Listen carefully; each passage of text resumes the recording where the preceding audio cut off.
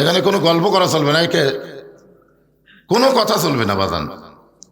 আছেন আমার মুক্তার, আছেন আমার ব্যারিস্টার, শেষ বিচারের হাইকোর্টেতে তিনি আমায় করবেন পার। আমি পাপী রাসূল জাবিনদার। আমাদের ভাগ্য কত ভালো। রাসূল বলেছেন কেউ যদি সারা জীবন পাপ করে আর মৃত্যুর সময় যদি ঈমানের সাথে মৃত্যুবরণ করতে পারে, আমি রাসূল ওয়াদা দিয়ে দিলাম তাকে জান্নাতে না নিয়ে আমি রাসূল জান্নাতে যাব না। চিন্তা করছেন যে সারা জীবন যদি আমরা পাপ করি আর মরার সময় যদি ঈমানের সাথে বিদায় নেই, রাসূল আমাদের উকিল হবেন, আমাদের ব্যারিস্টার হবেন, আল্লাহর সামনে আমাদের ওকালতি করে আমাদেরকে জামিন করে জান্নাতে পৌঁছে দিবে। এমন একজন নবী পাওয়াতে খুশি না বেজার? এখন আপনাদের কাছে আমার প্রশ্ন হলো, আমাদের নবী কি শুধুই নবী?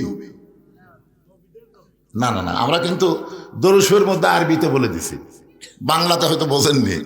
আল্লাহুম্মা সাল্লি আলা সাইয়্যিদিনা মুহাম্মদ। কি বলছেন? না না না, এই যে সাইয়্যিদিনা শব্দের অর্থ কি? আচ্ছা, এই সর্দার না কয়ে নেতা কোয়া যায় না? সর্দার একটু ছোট ছোট মনে হয়, এই লোকটা গ্রামের সর্দার না, নেতা বলে একটু বেশি পাওয়ারফুল মনে হয় না? তা আমাদের নবী কি সর্দার না নেতা? কেমন নেতা? আমার নেতা, তোমার নেতা। যারা না বলে মুখ বন্ধ করে থাকলেন থাকেন, কোনো অসুবিধা নেই, অসুবিধা আপনার।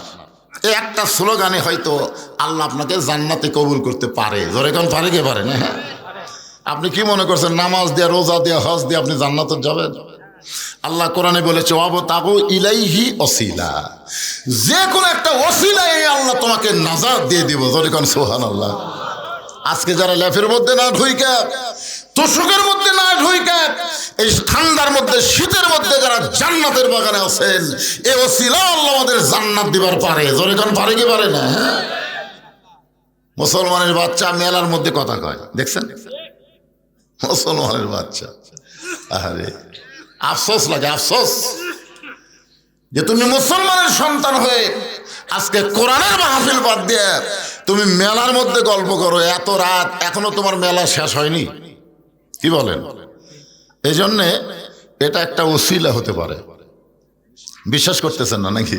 আচ্ছা, আল্লাহ কোরআনই বলেছেন ওয়াবতাগু ইলাইহি ওসিলা, আমি তোমাদের নাজাতের ব্যাপারে ওসিলা অন্বেষণ করব। জোরে কোন সুবহানাল্লাহ।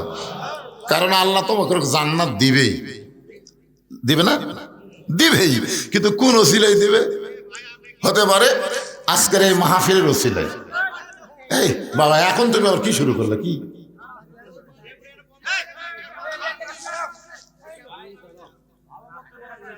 না না, এই দুই দিকে তোমরা সেট করছো, একেবারে ইয়ার লাগাল হয়ে যাচ্ছে। এখন এই সাইডের লোকগুলোকে আমিও দেখতে পাচ্ছি না, ওরাও আমাকে দেখতে পাচ্ছে না, আন্দারা মার দেওয়া লাগতেছে। কি এক বিপদ! না না, ভাঙ্গা ফেলে দিলে হবে না।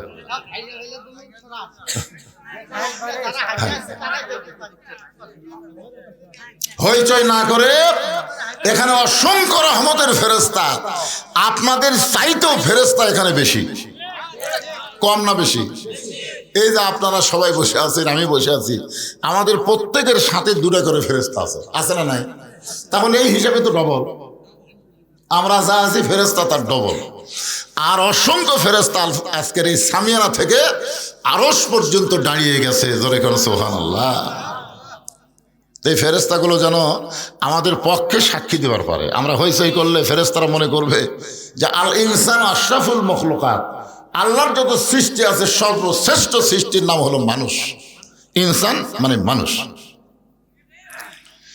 আল্লাহর প্রশংসা করার কারণ হলো আল্লাহ আমাদেরকে ভাগ্য গুণে বিশ্ব নবীর উম্মত হিসাবে কবুল করেছেন, আর বিশ্ব নবীর উম্মত হওয়াতে আমাদের জান্নাত পাওয়া আল্লাহ সহজ করে দিয়েছে।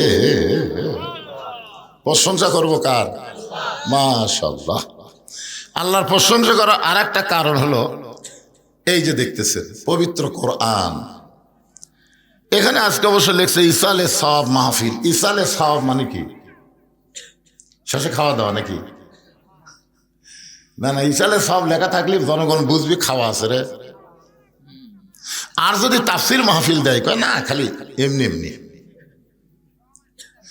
ইসালে সব শব্দের অর্থ হলো আমাদের আপনজন যারা দুনিয়া থেকে কবরে চলে গেছে তাদের রুহের মাগফিরাতে সওয়াব পৌঁছায় দেওয়া। বিশেষ করে এখানে একটা গোরস্থান, কবরস্থান। আমি বললাম যে ভাই গোটা পাড়ার কি এটা গোরস্থান? বলে না হুজুর, পারিবারিক কবর আছে, তবে আমরা এটা নতুন করে একটা সম্মিলিত গোরস্থান তৈরি করছি। আল্লাহ রাসূল কিন্তু পারিবারিক কবরকে পছন্দ করেন নাই, তিনি সম্মিলিত গোরস্থানকে পছন্দ করে সর্বপ্রথম আল্লাহ নবী নিজের হাতে যে গোরস্থান তৈরি করছে, ওই গোরস্থানের নাম হয়েছে জান্নাতুল বাকি। নাম কি? জান্নাতুল বাকি। সাহাবীরা বললেন হুজুর, সম্মিলিত গোরস্থানের মধ্যে লাভ কি? আল্লাহ রাসূল বুঝাই দিলেন এভাবে, মনে করেন আমি গরমের ভিতরে ওয়াজ করতেছি, গরম ওয়াজ করার কারণে আমার গাওটা খুব ঘেমে যাচ্ছে, তখন এক লোক দয়া করে পাকাই না আমাকে বাতাস করতেছে, শুধুমাত্র আমাকে লক্ষ্য করি কিন্তু বাতাস করতেছে, হুজুর বাতাসে একটু ঠান্ডা হবে, কিন্তু আমার আশেপাশে যারা আছে ওদেরকে কিন্তু লক্ষ্য করেনি। এখন আশেপাশে থাকার কারণে এরা কি বাতাস পাবে? এই দেখ, আপনাদের গোটা গোরস্থানে যদি একজন আল্লাহওয়ালা শুয়ে থাকে, ওই আল্লাহওয়ালার জন্য আল্লাহ যখন রহমতের দরজা খুলে দেবে, প্রত্যেকটা কবর রহমতের একটা অংশ পাবে। ধরেন সুবহানাল্লাহ। আর একলা একলা দেবেন, ভালো হলে ভালো, খারাপ হলে শেষ। আমরা সকলে মিলে মরার পরও একসঙ্গে থাকতার চাই, কি ভাই? এই জন্যই কিন্তু গোরস্থানকে লক্ষ্য করে আজকের মাহফিল। এখন আসেন কবরকে নিয়ে আমি আজকে আলোচনা করব, বেশি রাজনীতি করা যাবে না।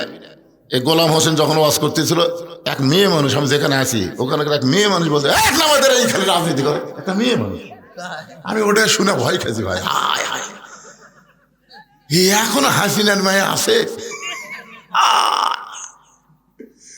আমি কোনো আজ ওয়াজ শেষ রে, মরদ গুলো তো বিড় করতেছে, আমি সব শুনতেছি, কে কি বলতেছে ওখান থেকে, ওদের পাশে খাওয়া দাওয়া হচ্ছে, ওখানে কে কি বলতেছে আমি সব শুনতেছি, কিন্তু একটা মেয়ে যখন চিৎকার দিয়ে বললো এক নামাদের এই খালি রাজনীতি করতেছে,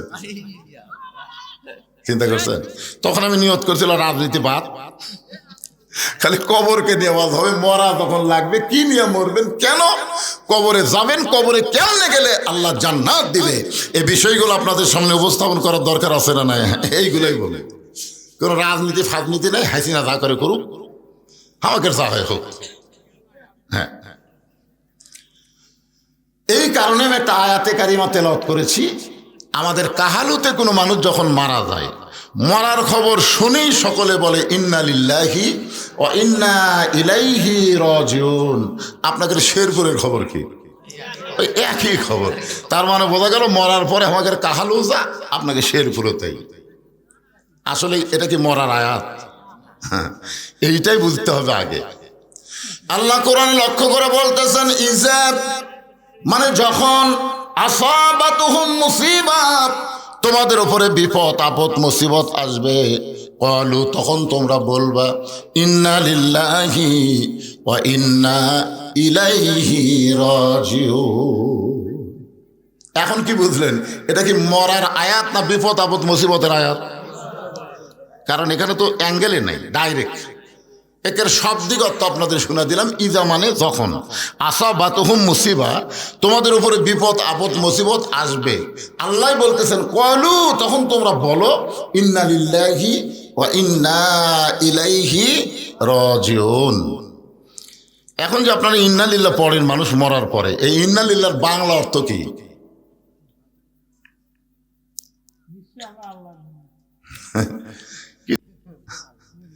আচ্ছা ঠিক আছে, আমি একটা গান গাই, দেখেন তো গান দিয়ে বুঝবার পারেন কিনা। এগুলো আসলে গান না, এগুলো হচ্ছে কোরআনেরই সুরে গানের আকারে আপনাদের সামনে উপস্থাপন করা। কোন বনের পাখি তুমি আইলারে কোন বনে, আবার কোন বনেতে যাইতে হবে পড়ছে নাকি মনে। বুঝতে পারছেন? আমি একটু সহজ করে দিই, আমরা কোথায় ছিলাম, আমরা কোথায় আসলাম, আবার কোথায় যাব। একজন ভাই বলতেছে আমরা জান্নাতে ছিলাম। জান্নাতে আপনি আসলেন? আদম আলাইহিস সালাম জান্নাতে ছিল। আদম আলাইহিস সালাম জান্নাতে ছিল। জান্নাতেই যদি থাকবে তাহলে কেন বললেন ওই গাছের কাছে যাও না? জান্নাতের মধ্যে কোনো হুকুম থাকবে না তো। জান্নাতের শর্ত হলো আলা তাস্তাহি আনফুসুকুম, তোমার মন যা চাবে তুমি জান্নাতে তাই করতে পারবে। জোরে কোন সুবহানাল্লাহ। আদম আলাইহিস সালামকে আল্লাহ কি বলছেন? ওই গাছের কাছে যাইও না। তার মানে বোঝা গেল জান্নাতে হুকুম আছে, সব গাছের কাছে যাবা, ওটার কাছে যাওয়া হবে না। এর মানে বোঝা গেল ওটা জান্নাত নয়। জান্নাতে যাইতে গেলে শর্ত হলো ফাদখুলি ফি ইবাদি ওয়াদখুলি জান্নাতি। এই আয়াতের বাংলা অর্থ হলো তুমি যখন আল্লাহর ইবাদতকারী বান্দা হয়ে যাবে তুমি তখনই জান্নাতে প্রবেশ করবে। ইবাদত করা ছাড়া জান্নাতে প্রবেশ করা যাবে হ্যাঁ, একে ডাইরেক্ট ফাদখুলি ফি ইবাদি ওয়াদখুলি জান্নাত। এখন আমরা বলবো আমরা জান্নাতে ছিলাম না, আমরা একটা জগতের মধ্যে ছিলাম। সে জগতের নাম হলো আলমে আরওয়াহ। আলমে আরওয়াহ, রুহের জগৎ। এই রুহের জগৎ থেকে আল্লাহ আমাদেরকে পাঠাইলো দুনিয়ার জগৎ। এই দুনিয়ার জগৎ থেকে আমরা যাব কবরের জগৎ। যেরকম ঠিক কিনা? আল্লাহ রাসূল বলেন সর্বশেষে যেই ব্যক্তি দুনিয়া ছাড়বে কবরের জগতে তাকে কম পক্ষে 50,000 বছর থাকা লাগবে। কত বছর? বিশ্বাস করতেছেন না নাকি? আফসোসের কিছুই বোঝা যাচ্ছে মনে হয় কি? সর্বশেষে যেই ব্যক্তি মৃত্যুবরণ করবে কবরের জগতে তাকে 50,000 বছর থাকা লাগবে। যে দুনিয়ার জগতে আমাকে কোনো কি নাই, নিশ্চয়তা আছে নাকি? আপনি যে 3তলা 4তলা বাড়ি বানাচ্ছেন আর বারবার ঘাড় কাত করে দেখতেছেন, কি দেখো ভাই? রড বার করে রাখছি হুজুর, আর একতলা করবো, আর একতলা। দুই কান্দের ফেরেশতা কয় পাগলা উপর দিকে তাকাস না রে, তোর বাড়ি 3তলা না, তোমার জায়গা হলো নিচতলা। যেরকম কি তলা? নিচতলা। একতলা না, নিচতলা মানে কি? আন্ডারগ্রাউন্ড। এখন নিচ তলায় যদি আমরা যাওয়ার চাই, আল্লাহ বলেছেন কোনো সমস্যা নাই। ইয়া আইয়ুহাল্লাযীনা আমানুত্তাকুল্লাহা হাক্কা তুকাতিহি ওয়া লা তামুতুন্না ইল্লা ওয়া আনতুম মুসলিমুন। কোনো সমস্যা নাই, যদি মুসলমান হয়ে মরতে পারো তোমাদের নিচতলা কবরকে আমি আল্লাহ জান্নাতের বাগান বানায়া দেব। তার মানে কি বুঝতেছেন? কি হয়ে মরা লাগবে? আমরা কার ঘরে জন্ম নিছি? মুসলমানের ঘরে জন্ম নিলাম, অথচ আমাদেরকে আল্লাহ বলতেছেন মুসলমান হয়ে তোমাকে মরা লাগবে। এখানেই তো মারিফতের পেঁয়াজ। কিন্তু মুসলমানের ঘরে জন্ম নিলাম, আবার আল্লাহ কেন বলতেছেন মুসলমান না হয়ে মরিস না রে? তার মানে বোঝা গেল মুসলমানের ঘরে জন্ম নিয়া অনেকে কাফের হয়ে মরে, আবার অনেকে কাফেরের ঘরে জন্ম নিয়া মুসলমান হয়ে মরে। জোরে কোন কথা ঠিক না কথা বলে? হ্যাঁ, মুসলমানের ঘরে জন্ম নিয়া কোরআনের কথা বললে কয় রাজনীতি করতেছে। ওই কি মুসলমান? আল্লাহর কোরআনের আইন বাংলাদেশে চালু হবে, এই কথা শোনার পরে যার কলিজার মধ্যে কষ্ট হয় বুঝবেন ও মুসলমান না, ও হলো মুনাফিক নম্বর 1। জোরে কোন কথা ঠিক কিনা? 1 নম্বর মুনাফিক। নবীর পিছনে নামাজ পড়ে, নবী হলেন ইমাম, সামনে কাতারের মুসল্লি, পাগড়ি ঠিক আছে, দাড়ি ঠিক আছে, জুব্বা ঠিক আছে, সব 1 নম্বর। কিন্তু কোরআনের একটা আয়াত যখন নাজিল হলো তখনই ওই ধরা খেল। আর টুপি পাগড়ি জুব্বার মধ্যে যে কি মাল লুকাইছিল এটা আগে নবীও বুঝবার পারেনি। কিন্তু যখন কোরআনে একটা আয়াত নাজিল হয়েছে তখনই ধরা খাচ্ছে। আয়াতটা হলো ইয়া আইয়ুহান নাবিয়্যু হারজিল মুমিনিনা আলাল কিতাল। ওগো নবী, যাদেরকে কাতারবদ্ধ করে জামাত নামাজ আদায় করতেছেন তাদেরকে কাফের বেঈমানদের বিরুদ্ধে সৈন্য হিসাবে গড়ে তোলেন, কারণ যে কোনো সময় মক্কার কাফেররা মদিনা আক্রমণ করতে পারে। আর মদিনা আক্রমণ করলে আপনি নামাজ দিয়া রোজা দিয়া মদিনা রক্ষা করতে পারবেন না, ওই কাফেরদের বিরুদ্ধে অস্ত্র ধরা লাগবে। কার কথা? আল্লাহর কথা। এই আয়াত যখন নবী সাহাবীদের সামনে বললেন, এই সামনে কাতারের মুসল্লি ওই মন খারাপ করে নবীকে বলতেছে, হুজুর এটা না গন্ডগোলের আয়াত। আপনারা বলেন এটা গন্ডগোলের আয়াত। আজকে যদি ভারতেরা বাংলাদেশকে আক্রমণ করে, আমরা তখন মসজিদে যাই বলবো দোয়া করবো, আল্লাহ আল্লাহ আল্লাহ, ভারতের হাত থেকে আমাদের দেশকে রক্ষা করো আল্লাহ। এই দোয়া করার টাইম আছে? এই আয়াত নাজিল হওয়ার পর আর দোয়া করার সময় আছে? যার যা আছে ইমানের বলে বলিয়ান হয়ে হিন্দুদের বিরুদ্ধে যুদ্ধ করা লাগবে। জোরে কোন কথা ঠিক না? হ্যাঁ, এই আয়াত যদি মক্কার কাফেররা মদিনা আক্রমণ করতে আসে, আপনি দোয়া দিয়া দরুদ দিয়া নামাজ দিয়া রোজা দিয়া আপনি মদিনা রক্ষা করতে পারবেন না, বরং ওদের বিরুদ্ধে অস্ত্র ধরা লাগবে। এ কথা কার? এখন এই জুব্বালা কি কয়? আজকে যারা বলতেছে রাজনীতি করতেছে, এরা কি এই একই মাল। আল্লাহর নবী চমকে গিয়ে বললেন, মাবুদ, সামনে কাতারের মুসল্লি হইয়া তোমার আয়াতকে গন্ডগোলের আয়াত বলতেছি কে? একটা আমি চিনবার পারতেছি না। সঙ্গে সঙ্গে আল্লাহ আয়াত নাজিল করলেন, অমিনান নাসি মাইয়াকুলু আমান্না বিল্লাহি ওয়া বিল ইয়াউমিল আখিরি ওয়া মা হুম বিমুমিনিন। আল্লাহ বিশ্বাস করে, আখিরাতকে বিশ্বাস করে, আমি আল্লাহ বলতেছি ওই মুমিনই নয়, ও হলো মুনাফিক। জোরে কোন কি কথা কর না কেন?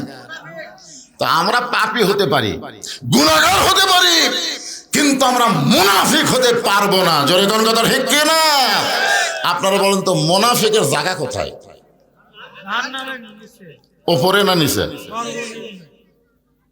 এ বাবা, এদিকে গল্প টল্প করিস না রে, মিডিয়ার ম্যানেরা চুপ করে বসতে শোনো। মুনাফিকদেরকে আল্লাহ জাহান্নামের সবচাইতে নিচে জায়গা দিবেন। সাহাবীরা জিজ্ঞাসা করলেন, ইয়া রাসূলুল্লাহ, জাহান্নামের নিচে মুনাফিকের খাদ্য কি হবে? রাসূল বলেন, ওপরে যে কাফের থাকবে, ওই কাফেররা যে পেশাব পায়খানা করবে, ওই পেশাব পায়খানা হবে মুনাফিকের খাদ্য। তাহলে কাফেরের পেশাব পায়খানা হলো মুনাফিকের খাদ্য। এখন আপনারা বলেন, আমরা কিছু মুনাফিক হবার চাই, তাহলে কি হয়ে মরা লাগবে? মুসলমান হয়ে মরতে গেলে আমাদের করণীয় কি? এই যে একটা গজল আছে, কিন্তু যেদিন ডাক পড়িবে কবর মাঝে যাইতে, জোগাড় কিছু করছ বন্ধু তার মাঝে বিছাইতে। আপনার বলেন তো কবে ডাক পড়বে? তাই দেখেন কি বলতেছে, কিন্তু যেদিন, মানে সময় বান্ধা দেয়নি বাজান। যেটা আল্লাহ বলতো, যা তুই যাচ্ছ যা, তুই 60 বছর বাঁচবি, তুই 70 বছর বাঁচবি রে, তোকে আমি সময় 70 বছর দিলাম, তাহলে 50 বছর যা ইচ্ছা তাই করে 51 থেকে করে তওবা তাসির করিয়া বুঝলেন, আমি যা হুসি দিন গুনতেছি। এই সবাই বলে বয়স বাড়ে, আমি বলি কমে রে। একটু মনোযোগ দিয়ে শুনবেন, যে কোনো সময় যদি আমাদের মৃত্যু হয়, তাহলে আমাদের এখন থেকে প্রস্তুতি গ্রহণ করা লাগবে। আর মুসলমানের 1 নম্বর প্রস্তুতি হলো নামাজ। নামাজ যদি না থাকে, আপনি ঈমান এবং মুসলমানিত্ব রক্ষা করতে পারবেন না। এখন আসেন, মনোযোগ দিয়ে শোনেন। ইজা আসাবাতুহুম মুসিবাতুন ক্বালু ইন্না লিল্লাহি ওয়া ইন্না ইলাইহি রাজিউন। বিপদ আপদ মুসিবত যখন আসবে, এখন আপনাদের কাছে আমার প্রশ্ন হলো, এখানে সংক্ষেপে ছোট প্রশ্ন, খুব ছোট, যে বর্তমানে আপনাদের শেরপুর এই এলাকার জন্য সবচাইতে বড় বিপদ কি? যে বিপদের সময় আল্লাহ ইন্নালিল্লাহ পড়ার হুকুম দিল, কলু মানে কি আল্লাহ ফরজ করে দিল। এখন আপনারা বলেন আপনাদের এলাকায় সবচাইতে বড় বিপদের নাম কি?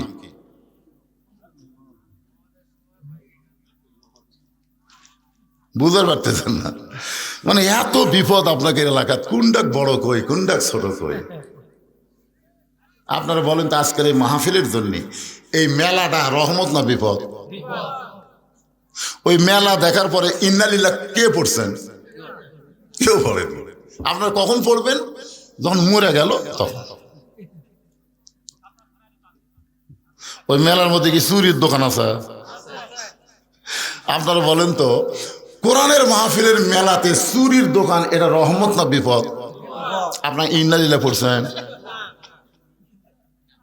সবচাইতে বড় বিপদ হলো প্রত্যেকটা যুবকের হাতে একটা করে টাচ মোবাইল। জোরে কোন কথা ঠিক কিনা?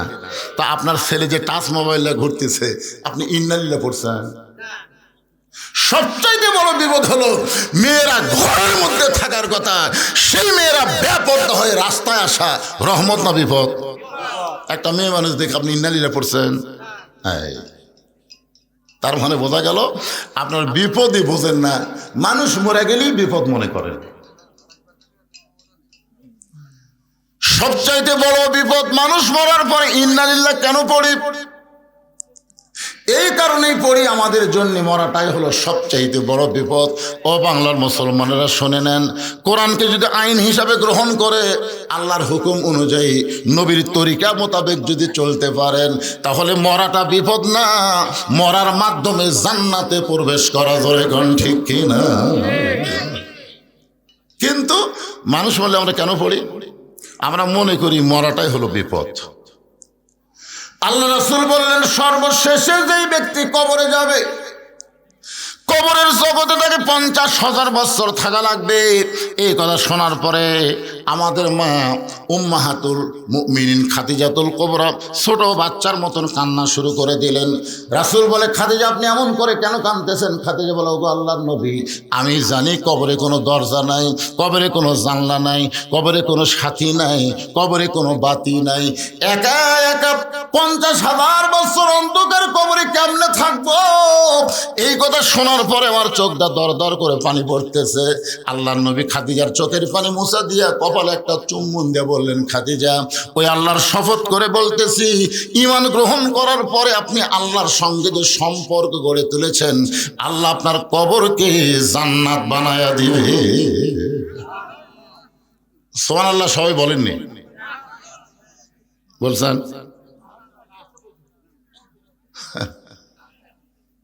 এবার এই তিনজন কি গল্প করে রে?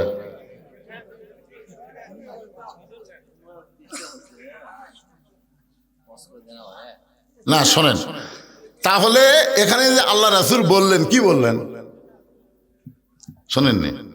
খেয়াল করেননি?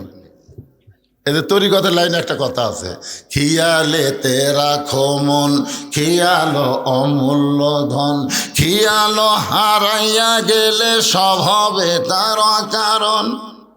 আগে যখন আমি ছোটবেলায় হাল বোতাম, হালুয়া বোঝেন না, আমি সবসময় 2 নম্বর হাল ধরতাম। 2 নম্বর হাল ধরে আমার কোনো সময় ঘুম ধরতো। তো একদিন গরুর পাওয়া ফাল ঢুকছে, আমার আব্বা এসে চর দেখা, এই তুই খেয়াল করে হাল বলছ। আসলে কিন্তু আমার খেয়াল ছিল না, বেখেয়াল হয়ে গেছে, ঢুকে গেছে। ধান কাটতে কাটতে যারা বেখেয়াল হয় তারাই কিন্তু হাত কাটে। জোরে কোন কথা ঠিক কিনা? হ্যাঁ, একটু মনোযোগ দিয়ে শুনবেন। আল্লাহ রাসূল বললেন, খাদিজা, ঈমান গ্রহণ করার পরে আল্লাহর সঙ্গে আপনি যে সম্পর্ক গড়ে তুলেছেন, আল্লাহ আপনার কবরকে জান্নাত বানায়া দিবে। এখানে আমি আপনাদের কি বুঝাবার চাইলাম, আল্লাহর সঙ্গে সম্পর্ক করতে গেলে ঈমানের পরে করা লাগবে, ঈমানের আগে কোনো সম্পর্ক করা যাবে না। ঈমানের আগে সম্পর্ক করেছিল নবীর চাচা আবু তালেব, আল্লাহ তাকে জান্নাত দিবে না। দাতা হাতিম তাই আল্লাহর সঙ্গে সম্পর্ক করতে চেয়েছিল, দান করে আল্লাহ তাকে জান্নাত দিবে না। বাদশা নওশেরন ঈমান গ্রহণ করার আগে ন্যায়পরায়ণ বাদশা হয়েছিল, কিন্তু আল্লাহ তাকে জান্নাত দিবে না। আল্লাহর যত কাজ তুমি করবার চাও, আগে ঈমান গ্রহণ করার পরে তারপরে করা লাগবে। ধরে কোন ঠিক কিনা? আপনি নামাজ পড়বার গেলে আগে কি লাগবে? জোরে কম ইমান। ইমান ছাড়া নামাজ পড়লে হবে? আসরে নামাজ পড়ার পরে জমিত গেছে, দেখো ওপর জমিত পানি চলমল করতেছে, নিচে ওর জমিত পানি নেই। কে রে, এত পানি উপরে, আমারটা পানি নেই। ওই চারিদিকে তাকাছিল, চারিদিকে তাকা, কেউ নাই। আস্তে করে বসে জমির আল কাটা দিয়ে ওই পানি দিয়ে হাত ধোছে, ধুয়ে আবার দাঁড়ায় চারিদিকে তাকায় বলতেছে আলহামদুলিল্লাহ, কেউ দেখেনি। এখন আপনারা বলেন, লোকটার কিন্তু আসরের নামাজ আছে কিন্তু কি নাই? ইমান যদি থাকতো তাহলে বলতো যে কেউ না দেখলেও আল্লাহ দেখতেছে রে। জোরে কোন ঠিক কিনা? সাহাবেরা বললেন যে রাসূলুল্লাহ মা হুয়াল ঈমান, এই ঈমানটা কি? আল্লাহ রাসূল বললেন ইকরার বিল লিসান, তাসদিক বিল জানান, আমল বিল আরকান, এর নাম হলো ঈমান। জবানে বলতে হবে লা ইলাহা ইল্লাল্লাহ, জবানে বলা লাগবে। সবাই বলেন লা ইলাহা ইল্লাল্লাহ, লা ইলাহা ইল্লাল্লাহ, লা ইলাহা ইল্লাল্লাহু মুহাম্মাদুর রাসূলুল্লাহ। আপনারা বলেন তো, এই ইকরার বিল লিসান রাসূল যদি বলতো এটা ঈমান, তাহলে আমাদের জন্য তো কোনো সমস্যাই হতো না। এ তো মারাত্মক ক্যাচ মারছে ভাই। তাসদিক বিল জানান, খালি মুখের মধ্যে কলেমা জপলে হবে না রে, ওই কলেমাটা কলিজার মধ্যে ঢুকান লাগবে। ধরে কান কার ভিতর? কলিজার মধ্যে যখন ইমানের জায়গা হবে, ওই লোকটার কাছে জীবনের চাইতে ইমানের দাম বেশি হবে। এখন আপনারা বলেন তো, এ ভাদারের লোকেরা, আপনাদের কাছে জীবনের দাম বেশি না ইমানের দাম বেশি? এই মুখে মুখে বলতেছেন। 15.5 বছর আমার মতন বক্তার কাছে আল্লাহর চাইতে হাসিনার ভয় বেশি। আমার মতন বক্তা চারিদিকে তাকায় ওয়াজ করে, পুলিশের গাড়ি, র্যাবের গাড়ি, আওয়ামী লীগের ক্যাডার আছে কিনা, এগুলো যদি থাকে তেল তেলা ওয়াজ করে বাড়িতে বেশি। বউ আগে ভয় দেখাচ্ছে পুলিশ যেন না ধরে, আজরাইল ধরবে, এ কথা আমার বউ একদিনও কয়নি, খালি বলছে পুলিশ যেন না ধরে। ইমানদারেরা পুলিশ ধরার ভয় করবে না, আজরাইল ধরার চিন্তা করবে। জোরে এখন কথা ঠিক কিনা? কথা বলেন।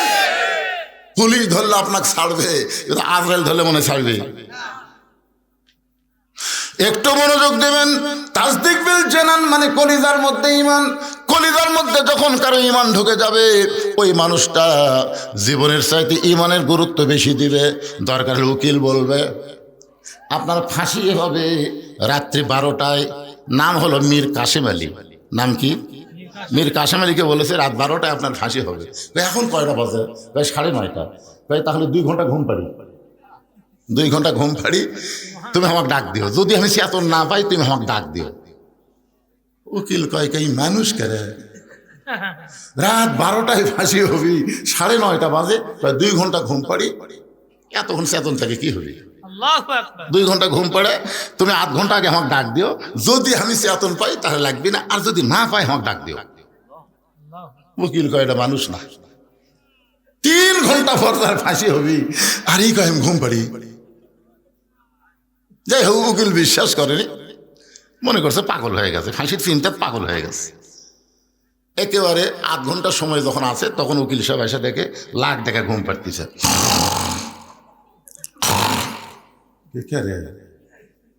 আর 8 ঘন্টা ফাঁসির সময় এখনো ঘুম পাড়ে, ডাক দিতে। লাভ ধরে বলতে ভাই ফাঁসির টাইম হচ্ছে? না স্যার, এখন 8 ঘন্টা আছে। ভাই তাহলে 2 রাকাত নামাজ পড়ি। অজু করে সে 2 রাকাত নামাজ পড়ে একের পাঞ্জাবি টাঞ্জাবি গাওয়াত দিয়ে আতর সুরমা লাগে, বলতে চ যাই। উকিল বলতেছে কোথায় যাবেন? কোথায়? বলে ফাঁসির কাজটা। আপনি জানেন আপনার ফাঁসি হবে, মৃত্যু হবে? মীর কাসেম আলী মুসকে মুসকে হাসিয়ার বলে তোমরা বলো আমার ফাঁসি হবে, কিন্তু আমার আল্লাহর কোরআন বলতেছে আমার মৃত্যু হবে না। ওয়ালা তাকুলু লিমান ইউকতালু ফি সাবিলিল্লাহি আমওয়াতুন বাল আহইয়াউ ওয়ালাকিন লা তাশউরুন। কলিজার মধ্যে যখন ঈমানের জায়গা হবে, ওই মানুষটা ফাঁসিকে মৃত্যুবরণ করবে না, বরং ফাঁসিকে আল্লাহর জন্য জীবিত মনে করে তারা হাসতে হাসতে ফাঁসির মঞ্চে যাবে, কারণ তাদের কাছে জীবনের চাইতে ঈমানের দাম বেশি। এবার জানে মুখত মাস্ক রাখা, আসো মাস্কটা খোলো তো, এতদিন পর আছি, তোমার চেহারা দেখো না। আমি ঠিক আছে, এটা দেখার জন্য বললাম বাবা, মুখত দিয়ে থাকো, যখন মোটর সাইকেল চালাও, সাইকেল চালাও, ধুলে বালি যেন আপনার নাকে মুখে না ঢোকে, এই জন্য মাস্ক খালি করোনার সময় না, সব সময় পরা দরকার, ঠিক না? আর মেয়ে মানুষের মাস্ক তো পরাই লাগবে, কারণ মুখত মাস্ক দিলে ওরকে সোনার চেহারা দেখা যায় না, ঠিক কিনা বলেন?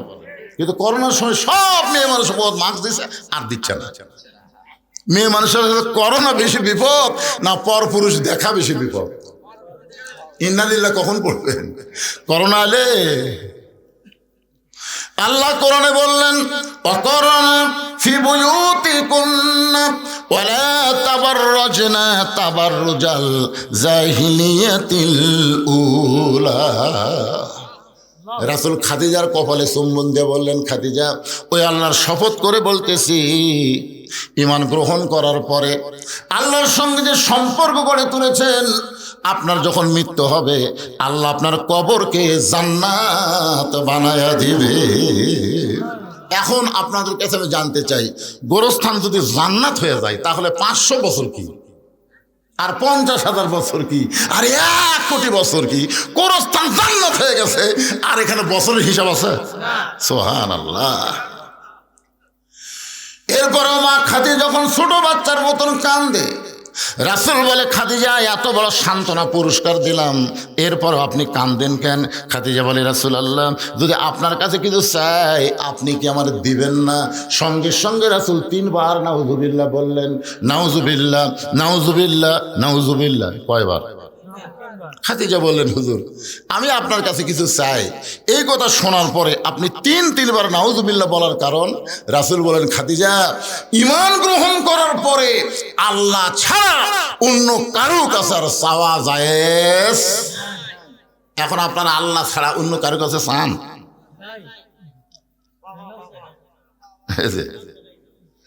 আমার দয়াল বাবার দরবারেতে কেউ ফিরে না খালি হাতে। একটা বক্তা আছে দেখবেন খালি বাবার ওয়াজ করে। আল্লাহর ধন নবীর দিয়া, আল্লাহ আছে গায়েব হইয়া, নবীর ধন খাজানিয়া শুয়ে আছে আজমিরে, কেউ ফিরে না খালি হাতে, খাজারে তোর দরবারেতে।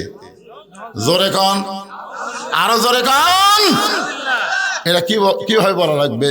কেউ ফেরে না খালি হাতে, আল্লাহ তোমার দরবারেতে। ইয়াকা নাবুদু ওয়া ইয়াকা নাস্তাইন। আমরা গোলামি করে আল্লাহর সাহায্য চাইবো আল্লাহর কাছে, আল্লাহ ছাড়া অন্য কারো কাছে চাওয়া যাবে না, এমনকি নবীর কাছেও চাওয়া যাবে। আল্লাহ রাসূল চাইতে পারবেন? 11 সালে হজ করতে গেছিলাম প্রথম। আমরা তো গোরস্থানে যাই, আমরা দোয়া দরুদ পড়ে হাত তুলি না? ভাই, আপনারা হাত তোলেন না গোরস্থানে?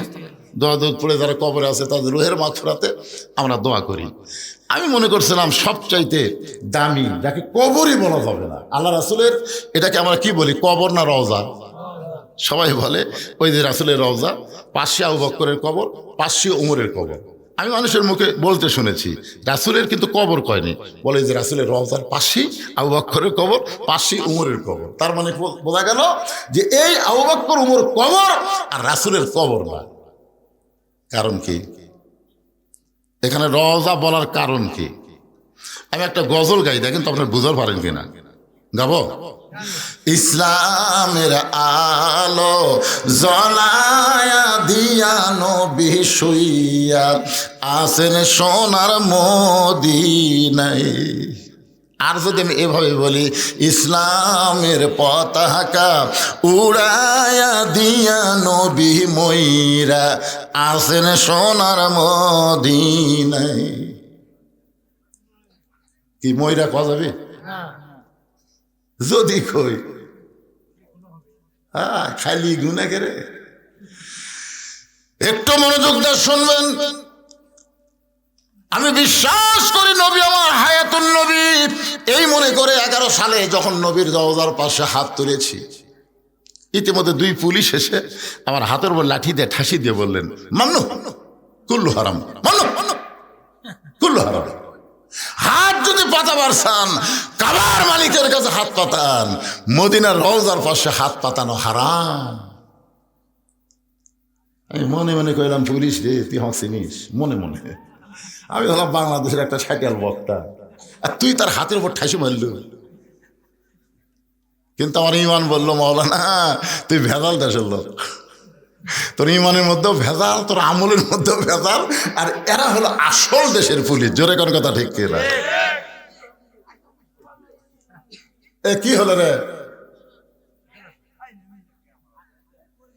কি আছে কি আছে কি আছে? আচ্ছা খাড়া হয় না তো, কি জন্য খাড়া হবে? এরা যদি একবার খেপা যায় এই লাঠি লিয়ে দিতে। আমি তো এরকম থামে থেকে কাম করতেছি। আর ওটো না,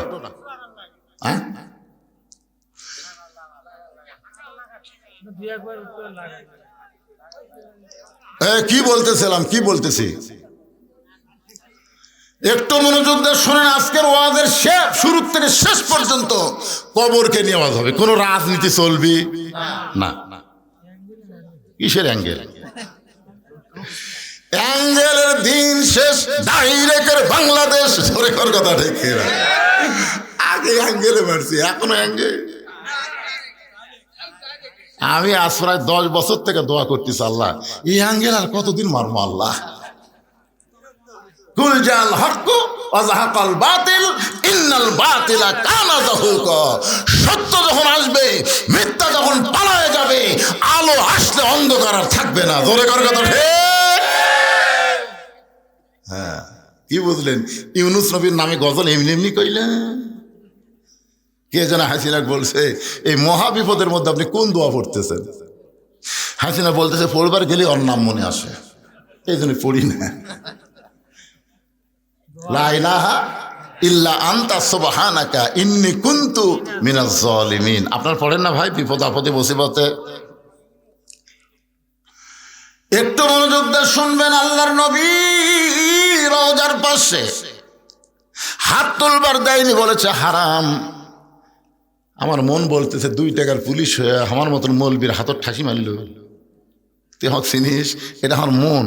আর ইমান বলতেছে, মাওলানা তোর ইমানের মধ্যেও ভেজাল, তোর আমলের মধ্যেও ভেজাল। কারণ যেই দেশের থেকে তুই ওয়াজ করবার আইসিস ওই দেশটাই হলো ভেজাল। জোরে কোন কথা ঠিক না? 11 সালে বাংলাদেশের প্রধানমন্ত্রীর নাম হলো হাসিনা। জোরে কোন নাম কি?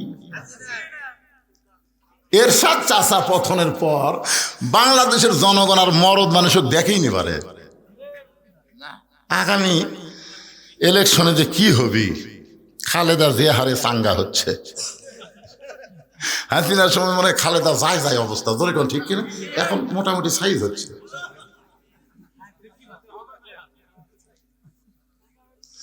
আপনারা একটা সিদ্ধান্ত নেন, মা তারাক্তু বাদি আলা উম্মতি ফিতনাতুন আদার রাজুল মিনান নিসাই, রাওয়াহুল বুখারী কিতাবুল ফিতান।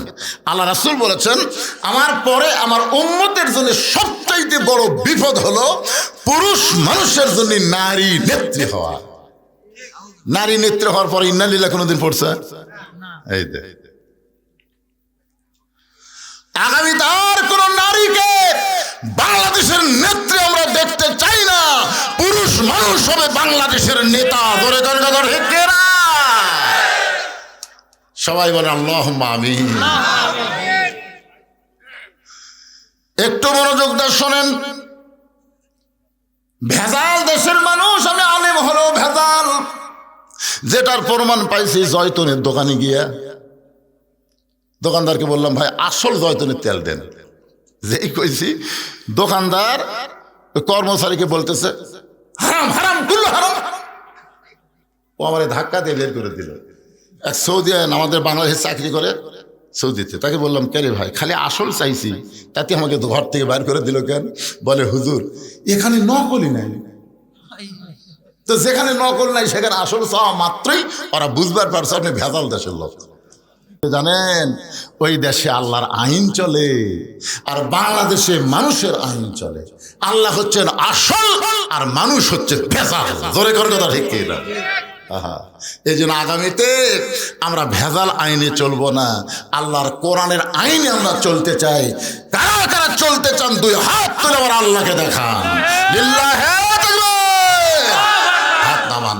আল কোরআনের আলো সংসদে কে ফেলো আমি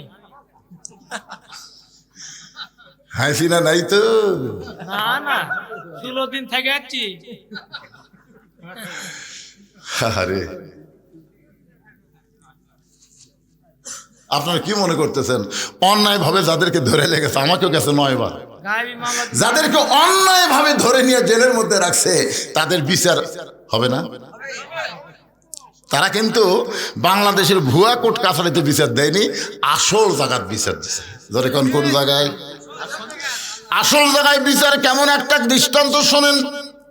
গভীর রাত্রে হযরত ওমর মদিনার অলিগলি ঘুরতে গিয়ে হঠাৎ হযরত ওমর দেখতে পায় মদিনার মরুভূমির মধ্যে একটা তাঁবু টাঙ্গানো। ওমর ফারুক তাঁবুর নিকটে গিয়ে দেখে 2টা বাচ্চা মা মা বলে কাঁদতেছে, আর মা বলতেছে গোস্ত সিদ্ধ হলেই তোমাদের খাবার দেব, একটু ধৈর্য ধরো, গোস্ত সিদ্ধ হলেই তোমাদের খাবার দেব। ওমর ফারুক চিন্তায় পড়ে গেলেন, দুম্বার গোস্ত হলে 8 ঘন্টা লাগবে, উটের গোস্ত হলে বড় জোর 1 ঘন্টা লাগবে।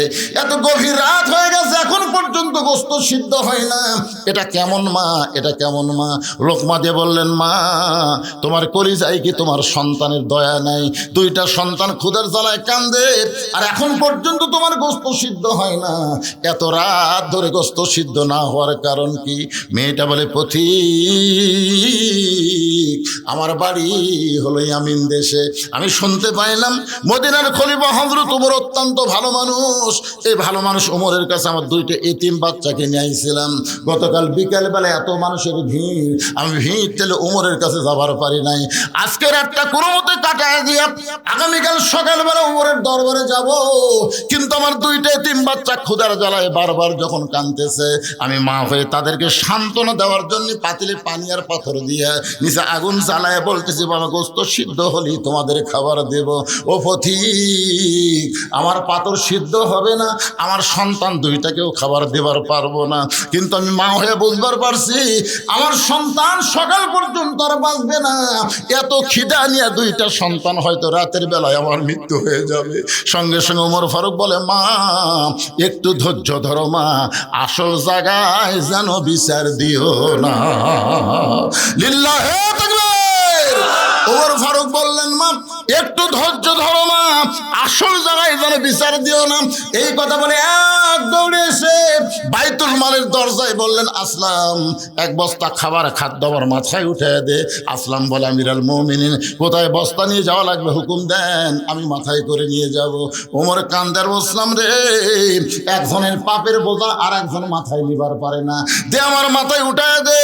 অউলিল আমরি মিনকুমকে বিশ্বাস করে চাকর আসলাম ওমর ফারুকের মাথায় যখন খাবার বস্তা উঠায় দেয়, ওমর ফারুক এত জোরে দৌড়ানো শুরু করেছে। আসলাম বলে, আমিরাল মুমিনিন একটা বস্তা মাথায় নিয়ে যদি আপনি এভাবে দৌড়ান তাহলে আপনি পড়ে গিয়ে আপনার কষ্ট হবে। ওমর কান্দে বলে, আসলাম রে আসল জায়গায় বিচার দেওয়ার আগে আমি ওমর যদি বুঝবার না পারি, এই ওমরকে আল্লাহ জাহান্নামের আগুনে পুড়ায় মারবে। এক দৌড়ে মেয়েটা তাঁবুর কাছে গিয়ে বললেন, মা রুটি হালুয়া তৈরি করো। রুটি হালুয়া তৈরি করে যখন মা ওমর ফারুকের হাতে দেয়, ওমর ফারুক 2টা বাচ্চাকে উরাতের উপরে নিয়ে রুটি হালুয়া ছিঁড়ে ছিঁড়ে যখন মুখে দেয়, ওমরের চোখটা দর দর করে পানি পড়তেছে। 2টা বাচ্চা বলে, কে গো আপনি?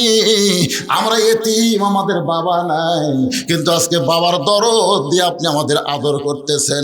সঙ্গে সঙ্গে ওমর ফারুক বলে, আল্লাহ এই অধমকে জাহান্নামের আগুন থেকে তুমি বাঁচায় দাও। মেয়েটা বলে, পথিক রে আমি ভালো মানুষের গল্প শুনেছি, কিন্তু মানুষ এত ভালো হয় আজকে নিজের চোখে দেখলাম। তুমি জাহান্নামের আগুন থেকে মুক্ত কেন চাও? আল্লাহ ওমরকে মদিনার খলিফা না বানায়া তোমাকে যদি খলিফা বানায়া দিত, এই মদিনা আল্লাহর জান্নাত হয়ে যেত। ওমর কিন্তু 2বার একটা কথা বলেছে, মা আসল জায়গায় বিচার দিও। আসল জায়গা মানে কি?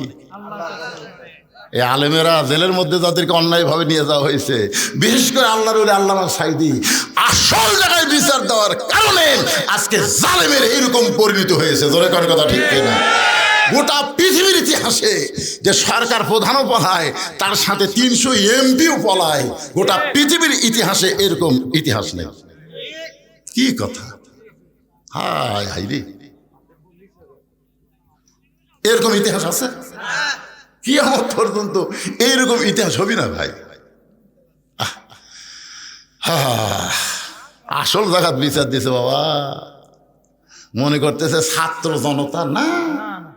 ইজা জা নাসরুল্লাহি ওয়াল ফাত, সূরা নসর বলেন, কোন বিজয় মানুষের হাতে না, বিজয় হচ্ছে আমার আল্লাহর হাতে। ধরে কোন কথা ঠিক কি? আরে একটু মনোযোগ দিয়ে শুনবেন। কোরআন আইন যদি আমরা চালু করতে চাই, তাহলে আমাদের সবাইকে বলতে হবে আল কোরআনের আলো। সবাই বলেন না কেন? একটা বার বলেন তো ভাই। আপনি এটা বলে যদি মরেও যান, আপনি জান্নাতে যাবেন। কারণ রাসূল বলেছেন, মান সাল আল্লাহ তাআলা আর শাহাদাতা বিসিদিকিন বাল্লাগাহুল্লাহু মানাজিলা শুহাদা ওয়া মাতা আলা ফিরাশিহি, রাওয়াহুল বুখারী। আল্লাহ রাসূল কি বলেছেন? হাদিসটা শুনবেন। আল্লাহ রাসূল বলেছেন, কেউ যদি চায় যে আল্লাহ রাস্তায় যুদ্ধ করতে করতে আমি শহীদ হব, এইরকম যদি আশা করে, ইসলামে আন্দোলন করে, কোরআনের দল করে, ওই মাতা আলা ফিরাশিহি, সে যদি নিজের বিছনায় মৃত্যুবরণ করে, বাল্লাগাহুল্লাহু মানাজিলা শুহাদা, এই যে সুন্দর নিয়ত করার কারণে আল্লাহ হাসরের ময়দানে তাকে শহীদদের কাতারে দাঁড় করাইয়া দিবে। আপনি যদি সংসদে আল্লাহর কোরআন চান, এটা যদি আপনি দেখতে পারেন নাও পারেন, এর আগে যদি আপনার মৃত্যু হয়, এরপরেও আল্লাহ আপনাকে জান্নাতকে ঠিকানা বানাই দিবে। কারণ আপনি এই যে একটা স্লোগান দিয়েছেন, এটা হক স্লোগান। এর চাইতে ভালো স্লোগান আছে? যে চোর ডাকাত বাটপারকে আর আমরা 300 জনের মধ্যে ওখানে পাঠাবো না। এই মমতাজের মতন খারাপ গায়িকা গেছে, নায়িকা গেছে, লুচ্চা গেছে, বাটপার গেছে, চোর গেছে, সব চুরি করে বাংলাদেশের টাকা বিদেশে পাচার করছে। একটা সন্তান জন্ম নেওয়ার সাথে সাথে 1 লাখ টাকা ঋণ নিয়ে জন্ম নিচ্ছে। হ্যাঁ, এই জন্য সবাই একটা স্লোগান দিয়ে আবার কবরে আসতেছি। ওই কবরে যদি ফুলগুলো হয় অভিমানে ঝরে যায়, আমি মালা গেথে বলো কারে পরাবো, সে যে কেন এলো না, কিছু ভালো লাগে না, কবরে আসুক তারে। তো ওয়াজ হবে কবরে, অসুবিধা আছে? কিন্তু স্লোগান হবে সংসদে। আল কোরআনের আলো সংসদে জালো, কোরআন হাদিস যেখানে আমরা আছি সেখানে, দুনিয়ার মুসলমান লিল্লাহি তাকবীর। আলহামদুলিল্লাহ। কোরআনের আলোচনা করবো। আওয়ামী লীগ, বিএনপি আর জামাত আছে? আমরা সব মুসলমান কোরআনের দল। জোরে কোন ঠিক কিনা? একটু মনোযোগ দিয়ে শোনেন। খাদিজা বলতেছে, রাসূলুল্লাহ, আমি আপনার কাছে চাই। এই কথা শুনে আপনি 3 বার নাউজুবিল্লাহ বললেন। কিন্তু আমি আপনার কাছে যা চাবো তা যদি আল্লাহর না থাকে, তাহলে আল্লাহ কেমনে দিবে? নবী চুপ করছে। কে? খাদিজা আমার কাছে কি চাবে যেটা আল্লাহর নাই? আমরা সবাই জানি সবকিছুর মালিক কে? আল্লাহ। তাহলে আল্লাহর নাই। রাসূল বলতে যে, খাদিজা আপনি একজন 1 নম্বর ইমানদার। সর্বপ্রথম নবীর হাতে যিনি কলেমা পড়ে মুসলমান হয়েছে তার নাম কি? মারাত্মক কথা। হ্যাঁ, আরে মহিলা না, সর্বপ্রথম খাদিজা, তারপরে আবু বকর, তারপরে আলী। এটা ইতিহাসবিদ লিখছে। পুরুষের মধ্যে আবু বকর, মহিলাদের মধ্যে খাদিজা, আর বাচ্চাদের মধ্যে আলী। কিন্তু প্রথম খাদিজা, তারপর আবু বকর, তারপর আলী। আমার কথা কি বুঝলেন? এটা আপনার লেখবার গেলে কি, সর্বপ্রথম খাদিজা, মহিলাদের মধ্যে সর্বপ্রথম পুরুষ আবু বকর, সর্বপ্রথম বাচ্চা আলী। কারণ খাদিজা যখন ঈমান গ্রহণ করছে তখন খাদিজার বয়স ছিল 55 বছর। কয় বছর? আর আবু বকর রাদিয়াল্লাহু যখন ঈমান গ্রহণ করছে তখন তার বয়স ছিল 37 বছর। আর হযরত আলী যখন ঈমান গ্রহণ করছে তখন তার বয়স ছিল 7 বছর 9 মাস। এখন আপনাদের কাছে যেটা বুঝতে পারতেছি সেটা হলো, আপনারা বলেন তো বাংলাদেশে কোনো পীরের বউ ওই পীরের মুরিদ আছে? না। কেন নাই? কারণ বউ জানে আমার পীর সাহেব মাঝে মধ্যেই মুরিদের বইয়ের দিকে চোখ মারে, 1 নম্বর লুচ্ছে। বাংলাদেশে কোনো ডাক্তারের বইয়ের সিদার লাগে না, বাংলাদেশের কোনো মৌলবীর বাড়িতে মিলাতে হয় না। ধরে কোন কথা ঠিক না? এই 3টা জিনিস আপনারা খেয়াল করবেন। হ্যাঁ, কিন্তু সর্বপ্রথম নবীর বিবি নবীকে বলে নবী বলে স্বীকার করেছে। এখান থেকে বোঝা গেল পীর ধরা চলবি না, মৌলবি ধরা চলবি না, হুজুর ধরা চলবি না, ধরা লাগবে একমাত্র আমাদের নবীকে। ধরে কোন কথা ঠিক কি না? উপায় নাই রে, উপায় নাই রে, উপায় নাই নবী বিনে আল্লাহ পাওয়ার উপায় নাই। সবাই বলেন উপায় নাই রে, উপায় নাই রে, উপায় নাই নবী বিনে আল্লাহ পাওয়ার উপায় নাই। দেখেন কোরআনে আয়াতটা দেখেন, আতিউল্লাহ ও আতিউর রাসূল ও আতিউ কিন্তু নাই, ও আতিউ নাই কিন্তু ও উলিল আমরি মিনকুম। আপনার বলেন তো এই 2 জায়গাতে আতিউ থাকলো, আতিউল্লাহ ও আতিউর রাসূল, কিন্তু শেষকারে এখানে ও আতিউ আল্লাহ বাদ দিল কেন? এখানে আল্লাহ কেন বললেন ও উলিল আমরি মিনকুম? নিঃসন্দেহ আল্লাহর হুকুম মানতে গেলে নিঃসন্দেহ নবীকেই শুধু গ্রহণ করা যাবে, নবী ছাড়া অন্য কাউকে নিঃসন্দেহ গ্রহণ করার উপায়। এই জন্য আল্লাহ বললেন উলিল আমরি মিনকুম। আমরা উলিল আমরকে মানব কতক্ষণ? উলিল আমর নবীর তরিকার মধ্যে থাকবে যতক্ষণ। জোরে কোন কথা ঠিক কিনা? নবীর তরিকা বাদ দিয়ে নিজে একটা তরিকা বানালো কাদরিয়া, নিজে একটা তরিকা বানালো চিশতিয়া, নিজে একটা তরিকা বানালো মুজাদ্দিদিয়া, নিজে একটা তরিকা বানালো নকশবন্দিয়া। তার মানে বোঝা গেল নবীর তরিকা বাদ দিয়ে নিজে কেউ যদি তরিকা বানায় ওই তরিকা মানা যাবে না। কেবলমাত্র আল্লাহর হুকুম নবীর তরিকা মোতাবেক আমাদের চলা লাগবে। ধরে কোন ঠিক কি না? আমার কথাকে বুঝবার পারছেন? আমরা ইমাম মানবো, ইমাম আপনি মানবেন না? ইক্তেদাতুল বিহাদাল ইমাম কসেন মানবেন না? কতক্ষণ? খালি নামাজ লয়, ইমাম যদি নামাজের 4 রাকাতের মধ্যে 3 রাকাত বসে মানবেন? মানবেন? টাইটেল বাস দাওরা ফাঁস এতদিন 4 রাকাত পড়াছে, আজকে 3 রাকাত বসেছে, আমরা বসে থাকি রে। তার মানে বোঝা গেল ইমাম মানব ততক্ষণ নবীর তরিকার উপর আছে যতক্ষণ। ধরে কোন কথা ঠিক না? নেতা মানব ততক্ষণ নবীর তরিকা মোতাবেক নেতা আছে যতক্ষণ। পীর মারব ততক্ষণ নবীর তরিকা মোতাবেক পীর সাহেব আছে যতক্ষণ। ধরে কোন কথা ঠিক না? আমার কথা কি বুঝতে পারলেন? হ্যাঁ, চিন্তা করছেন? ওমর ফারুক কেবল খুতবা দিচ্ছে, বাংলাদেশের মতন 96টা দেশের খলিফা, ইয়ার কি না? সুবহানাল্লাহ। বাংলাদেশের মতো কয়টা? 96টা দেশের খলিফা খুতবা দিচ্ছেন। খুতবা মানে ওয়াজ করতেছে। মাঝখান থেকে এক সাহাবী দাঁড়িয়ে বলতেছে, আমিরুল মুমিনিন আপনার খুতবা আমরা শুনবো না। ওমর ফারুক বললেন, আমার অপরাধ কি? বলে আপনার অপরাধ হলো আমাদেরকে খাটো পাঞ্জাবি দিয়ে আপনি লম্বা জুব্বা গাউত দিয়ে খুতবা দিচ্ছেন। আমাদেরকে খাটো দিবেন আর আপনি লম্বা জুব্বা পরবেন। যতক্ষণ পর্যন্ত লম্বা জুব্বা কোথায় পেলেন এটা না বলা পর্যন্ত আপনার খুতবা শুনবো না। ওমর চোখ দিয়ে পানি পড়তেছে আর মুখটা খালি মুচকি মুচকি হাসতেছে। চোখ দিয়ে পানি পড়তেছে আর মুখটা মুচকি মুচকি হাসার কারণ কি জানেন? যে আল্লাহ তোমার কোরআন দিয়ে যখন দুনিয়া চলবে তখন নেতা ভুল করলেও সাধারণ মুসল্লি পর্যন্ত লোকমা দিবার পারবে। ধরে কোন কথা ঠিক কিনা? আপনারা বলেন তো 15.5 বছর কোনো লোকমা দিবার পারছেন? হ্যাঁ, আমি খালি শেরপুর গুয়াহাটি আপনাকে এমপি যে ছিল শালা চোর পুলিশ, চোরজা পুলিশ হতে। আমার বাস শোনেন না আপনারা? চোরজা পুলিশ হতে হয়, চোর চুরি করার পুলিশ। এই শালা এসপি যতদিন আসলো, আমি হঠাৎ গুয়াহাটির মধ্যে বলেছি যে প্রধান বক্তার মুখত দাড়ি লাগে আর প্রধান অতিথির মুখত দাড়ি থাকলে ভালো হয় না। এই কথা কিন্তু খারাপ করেছে। একের শালা এমন গরম হলো, এটা কিন্তু লোক মানা।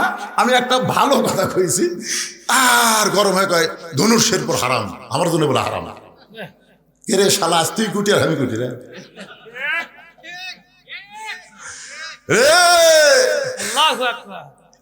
সারা গান্ধীর মান্নান করছিল আজ থেকে সারাগান্ধী সোনাতলা বাংলাদেশের জন্য হারাম করে দিলাম।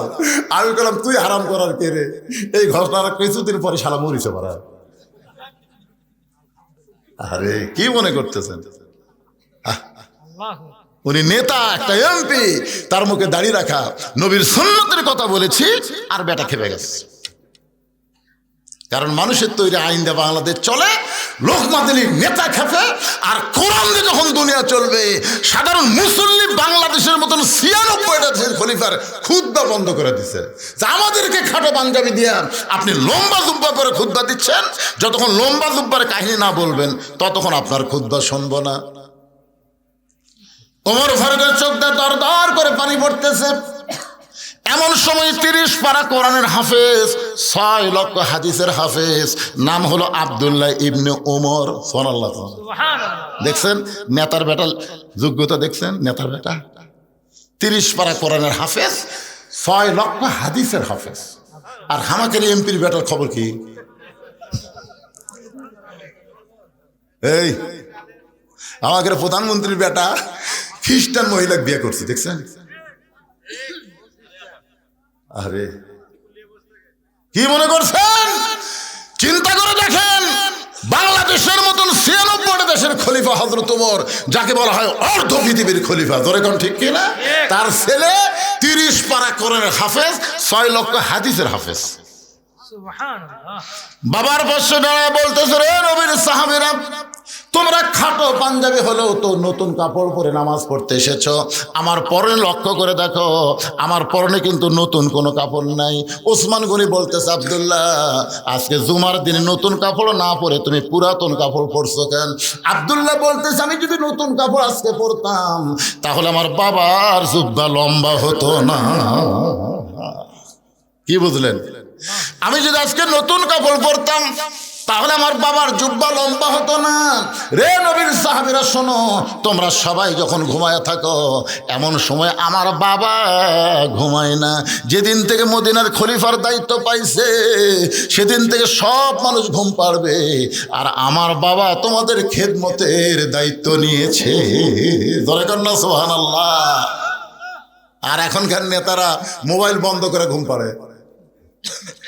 ভোটের আগে এসে কয় গরিবের বন্ধু, সমাজসেবক, জনদরদি। যেই শালা নেতা হয়ে গেছে ওর মোবাইল আর চালু নাই।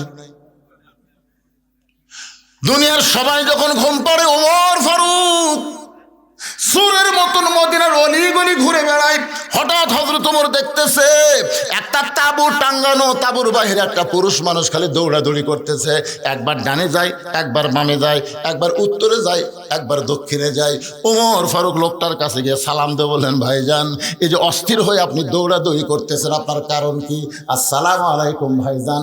আপনি অস্থির হয়ে দৌড়াদৌড়ি করতেছেন, এর কারণ কি? আসসালামু আলাইকুম ভাইজান। আপনি অস্থির হয়ে দৌড়াদৌড়ি করতেছেন, কারণ কি? কয়বার সালাম দিছে লোকটা? সালাম দিস মিয়া, তুই এখন চিনিস? আমার বাড়ি হলো অমুক এলাকায়, আমার শ্বশুরের বাড়ি হচ্ছে অমুক এলাকায়। আমি গর্ভবতী বউ নিয়ে রাতের বেলা বের হয়েছি, এই জায়গায় এসে আমার বউয়ের প্রসব ব্যথা শুরু হয়েছে। এখন তাঁবুর মধ্যে আমার বউ থুয়ে আমি বাহির অস্থির হয়ে ঘুরতেছি, কি করবো, আমি কি করবো? আর মারি খেলে সমানে খেলে সালাম দেশ। ওর ঘর বললেন, ভাইজান ভাইজান একটু ধৈর্য ধরেন, আমার বাড়িতে ভালো একটা ধাত্রী আছে ভাই। লোকটা কয়, কে রে, এত খারাপ ব্যবহার করলাম, তারপরে বলে আমার বাড়ির ভালো একটা ধাত্রী আছে। এক দৌড়ে বাড়ির দরজা, আব্দুল্লাহর মা। আব্দুল্লাহর মা দরজা খুলে দে। ওমর ফারুক বলে, চমকে গিয়ে বলে, আব্দুল্লাহর মা, আমি তোমাকে ডাক দাও মাত্রই তুমি দরজা খুললে। তুমি যদি ঘুমের মধ্যে থাকতে তাহলে এত তাড়াতাড়ি দরজা খুলতে পারত না। বলো তো এত তাড়াতাড়ি দরজা কেমনে খুললা? বউ কান্দার বলে, স্বামী গো, আপনি যখন থেকে খলিফা হয়ে পাগল হয়ে গেছেন, আমিও তখন থেকে আপনার জন্য দরজায় দাঁড়িয়ে থাকি। আপনি আসা মাত্র দরজা খোলার অপেক্ষা। আপনি কষ্ট করে মানুষের দুঃখ কষ্ট দেখবেন, আর আমি আরাম করে বিছানায় ঘুমাবো। কারণ বহুদিন আমি আপনাকে দোয়া করতে দেখেছি, আমি কান ফালায় শুনছি যে আমার স্বামী যে দোয়া করতেছে, কি দোয়া করে আমি কান ফালায় শুনছি। আপনি দোয়া করছেন, আল্লাহ আমার আব্দুল্লাহর মা কত কষ্ট করে আমাকে ভাত তরকারি রুটি পাক করে দেয়, ও আল্লাহ, আমি জান্নাতে গেলে হুর চাই না, আমার বউকে নিয়ে আমি জান্নাতে থাকবার চাই। ধরে কারণ সুবহানাল্লাহ, যে স্বামী বউকে নিয়ে জান্নাতে থাকবার চাই আর সে বউ ঘুম পাড়বি। ওমর ফারুক বলতেছে তাহলে চলো, জান্নাত তো 8টা, আর একটা জান্নাত কামাই করি। বই করে আমি মনে করছিলাম যে আজকে মানুষের কষ্ট ভুলে যায়, বইয়ের কষ্ট মনে করে তাড়াতাড়ি আপনি বাড়িতে আসলেন, আর আসা আবার আর একটা জান চলে। তারপর অন্য পাশে দিয়ে ঢুকে দিয়েছে বউকে, বিবি রে, একজন মেয়ের বাচ্চা যদি কেউ ধাত্রী হয়ে ধরে, আল্লাহ তারে খুশি হইয়া জান্নাতের খোঁজ খবরই দেয়। বাচ্চা হয়ে গেছে। এখন তাঁবুর ভিতর থেকে ওমর ফারুকের বউ বলতেছে, ইয়া আমিরুল মুমিনিন, আপনার বন্ধুকে খবর দেন, সে একটা সুস্থ সন্তানের বাবা হয়েছে। যেই বলছে আমিরুল মুমিনিন, আপনার বন্ধু খবর দেন, ওর অবস্থাটা কি? কে রে? 3-3বার সালাম দিতে, আমি সালাম তো নেইনি, যে রাগ করা করছে আমিরুল মুমিনিন, যে রাস্তাতে গেলে শয়তান 40 দিন যায় না, আমার অবস্থা কি এখন? 2 হাত থরথর করে কাঁপতেছে, আমি ভুল করেছি, বেয়াদবি করেছি। ওমর ফারুক বুকের মধ্যে নিয়ে বলে, ভাইজান, যেদিন থেকে খেলাফতের দায়িত্ব নিয়েছি সেদিন থেকে আমার সুখ মাটি করে তোমাদের সুখ শান্তির চিন্তা কলিজার মধ্যে নিয়েছি। ধরে কারণ সুবহানাল্লাহ। রে দুনিয়ার সাহাবীরা শোনো, তোমরা সবাই যখন ঘুমায় যাও, আমার বাবা তখন ঘুমায় না, আমার বাবা চুপি চুপি আমার দরজায় গিয়ে বলে, আব্দুল্লাহ, ও আব্দুল্লাহ, একটু দরজা খোল। আমি দরজা খুলে তাকায় দেখি বাবার হাতে একটা পাঞ্জাবি। আমি বললাম, বাবা, এই গভীর রাতে আপনি আর একটা পাঞ্জাবি দিয়ে বেড়াইছেন, বাইতুল মাল থেকে আমি একটা পাইছি বাবা, নতুন করে আর একটা দিয়ে বেড়াইছেন। সঙ্গে সঙ্গে ওমর ফারুক বললেন, ইন্নাল্লাহা ইয়ামুরুকুম আন তুআদ্দুল আমানাতি ইলা আহলিহা ওয়া ইযা হাকামতুম বাইনান নাস আন তাহকুমু বিল আদল। আব্দুল্লাহ রে, তোরা আর একটা পাঞ্জাবি দিবার আসিনি বাবা, এই পাঞ্জাবিটা আমার ভাগে পড়েছে, এইটা পরলে আমার হাঁটু পর্যন্ত ঢাকে না। এখন বললে, আব্দুল্লাহ, আমি এত খাটো পাঞ্জাবি পরে যদি ইমামতি করবার যাই তাহলে কেমন লাগে? তোর পাঞ্জাবিটা আমাকে দান করে দে বাবা, তোর পাঞ্জাবিটা আমাকে দান করে দে। আব্দুল্লাহ বলে, আমার নতুন পাঞ্জাবি আমার বাবাকে দান করে দিলাম। বাবার পাঞ্জাবি আমার পাঞ্জাবি একত্র করে বাবা লম্বা জুব্বা বানায় খুতবা দেয়। এখন বলো, বাবার খুতবা শোনা যায় কি না যায়? সমস্ত সাহাবীরা চিল্লায় বলে, আল্লাহ, তোমার কোরআন দিয়ে যখন রাষ্ট্র চলবে, এমন ভালো মানুষকে মুসলমান নেতা হিসাবে দেখতে পাবে। লিল্লাহে তোমার কোরআন দিয়ে যখন রাষ্ট্র চলবে, এমন ভালো মানুষকে মুসলমান নেতা হিসাবে দেখতে পাবে। মানুষের তৈরি আইন দিয়া, ডক্টর কামালের সংবিধান দিয়া এই বাংলাদেশ কোনোদিন শান্তিময় হতে পারে না। বাংলার যদি শান্তি চায়, আল্লাহর কোরআনের বিকল্প কোনো রাস্তা নাই। আল কোরআনের আলো, এটা কি রাজনীতি? না। আল্লাহ। খাদিজাতুল কুবরা বলে, ইয়া রাসূলুল্লাহ, আমি আপনার কাছে যা চাই তা যদি আল্লাহর না থাকে। নবী বলে, খাদিজা, আল্লাহর নাই এ কথা বলাও ঠিক না। খাদিজা বললেন, হুজুর, তাহলে সূরা ইখলাস পড়ি। নবী চুম করছে। যে খাদিজা বলতে সূরা ইখলাস পড়ি, নবী চুম করছে, তার মানে সূরা ইখলাসের মধ্যে আল্লাহর অনেক কিছুই নাই। আপনারা জানেন না, একবার পড়লে 10 পারা কোরআন পড়ার সওয়াব। 114টা সূরা কোরআন শরীফে, কয়টা? প্রত্যেকটা সূরা দেখবেন পড়তে পড়তে সূরার নাম পাবেন, কিন্তু সূরা ইখলাস পড়তে পড়তে ইখলাস কোনো শব্দ এই সূরার মধ্যে আপনার পাবেন না। আছে? কুল আউযু বিরাব্বিন নাস, সূরার নাম কি? কুল আউযু বিরাব্বিল ফালাক, সূরার নাম কি? তাব্বাত ইয়াদা আবি লাহাব, সূরার নাম কি? ইজা জা নাসরুল্লাহ, সূরার নাম কি? নাসর। কুল ইয়া আইয়ুহাল কাফিরুন, সূরার নাম কি? এখন দেখেন তো, কুল হুয়াল্লাহু আহাদ আল্লাহুস সামাদ লাম ইয়ালিদ ওয়া লাম ইউলাদ ওয়া লাম ইয়াকুল লাহু কুফুয়ান আহাদ, এর মধ্যে ইখলাস কোটি নাই। এই 113টা সূরা আপনি পড়েন, পড়তে পড়তে সূরার নাম অটোমেটিক আপনার সামনে পাবেন। কিন্তু সূরা ইখলাস পড়লেন 10 বার পড়লেও ইখলাস শব্দ আপনি একবারও পাবেন না। তো এই সূরার নাম ইখলাস আল্লাহ কেন দিলেন? একবার পড়লে 10 পারার সবরে পাগলারা পড়বেন, আমার সঙ্গে পড়বেন। তাহলে পড়েন বিসমিল্লাহির রহমানির রহিম। কুল হু আল্লাহু আহাদ আল্লাহুস সামাদ লাম ইয়ালিদ ওয়া লাম ইউলাদ ওয়া লাম ইয়াকুল লাহু কুফুয়ান আহাদ। আপনার বলেন তো, আল্লাহর বউ, বাপ নাই, মাও, নাই, সন্তান, নাই, মৃত্যু, নাই, সমকক্ষ, নাই।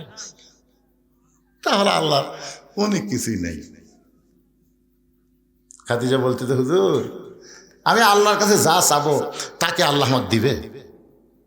রাসূল বললেন, কি চান? মনে করেন গভীর রাত্রে আমি তাহাজ্জুদে নামাজ পড়ে আল্লাহ বলতেছি, আল্লাহ আমি খাদিজার বিয়ে হয়নি, খাদিজার পেয়ারত একটা বাচ্চা দেন। আপনি বলেন আল্লাহ কি দিবি? রাসূল বলতেছে, আল্লাহ দিবার পারলেও দিবি না, কারণ বিয়া ছাড়া একজনক বাচ্চা দিয়ে আল্লাহ যে বিপদ পড়ছিল। আপনার বলেন তো, বিয়া ছাড়া আল্লাহ একজনক বাচ্চা দিয়েছিল, তার নাম কি? মরিয়ম। এই মরিয়মের খালু জাকারিয়া নবী। ধরে কোন নবী? দেখেন মানুষের সন্দেহ কি, এই জাকারিয়া আলাইহিস সালামকে ওরা দোষ দিল, এই খালুর মাধ্যমে কাম হচ্ছে। সবাই যখন জাকারিয়াকে ধর ধর, জাকারিয়া সমানে দৌড়ে আর আল্লাহ কাম করলি, তুমি কাম করলেন আপনি, আর পিটন খামানি কি কাম কে করছে? আর দোষ কার? জাকারিয়া। আল্লাহ বললেন, জাকারিয়া আদমকে আমি দুনিয়াতে পাঠাইছি বাপ মা ছাড়া, আর ঈসাকে পাঠালাম বাপ ছাড়া। কিয়ামত পর্যন্ত বাবা ছাড়া কোনো সন্তান আর মায়ের পেটে জন্ম নেবে না। যদি জন্ম নেয় বুঝবে ওইটা অবৈধ সন্তান। আপনার বলেন তো, বাবা ছাড়া কোনো সন্তান এটা কি বৈধ না অবৈধ? তাহলে ভোট ছাড়া যারা এমপি, এরা বৈধ না অবৈধ? এই হিসাবে 15.5 বছর যেগুলো এমপি ছিল এদের নাম হলো জাউরা এমপি। জোরে কন কি? কথা কন কি? কথা কন না কেন?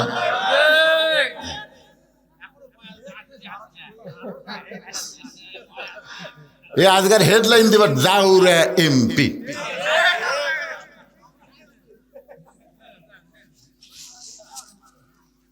একটু মনোযোগ দিয়ে শুনবেন। রাসূল বলে, খাদিজা তাহলে আমার কাছে আপনি কি চাবেন?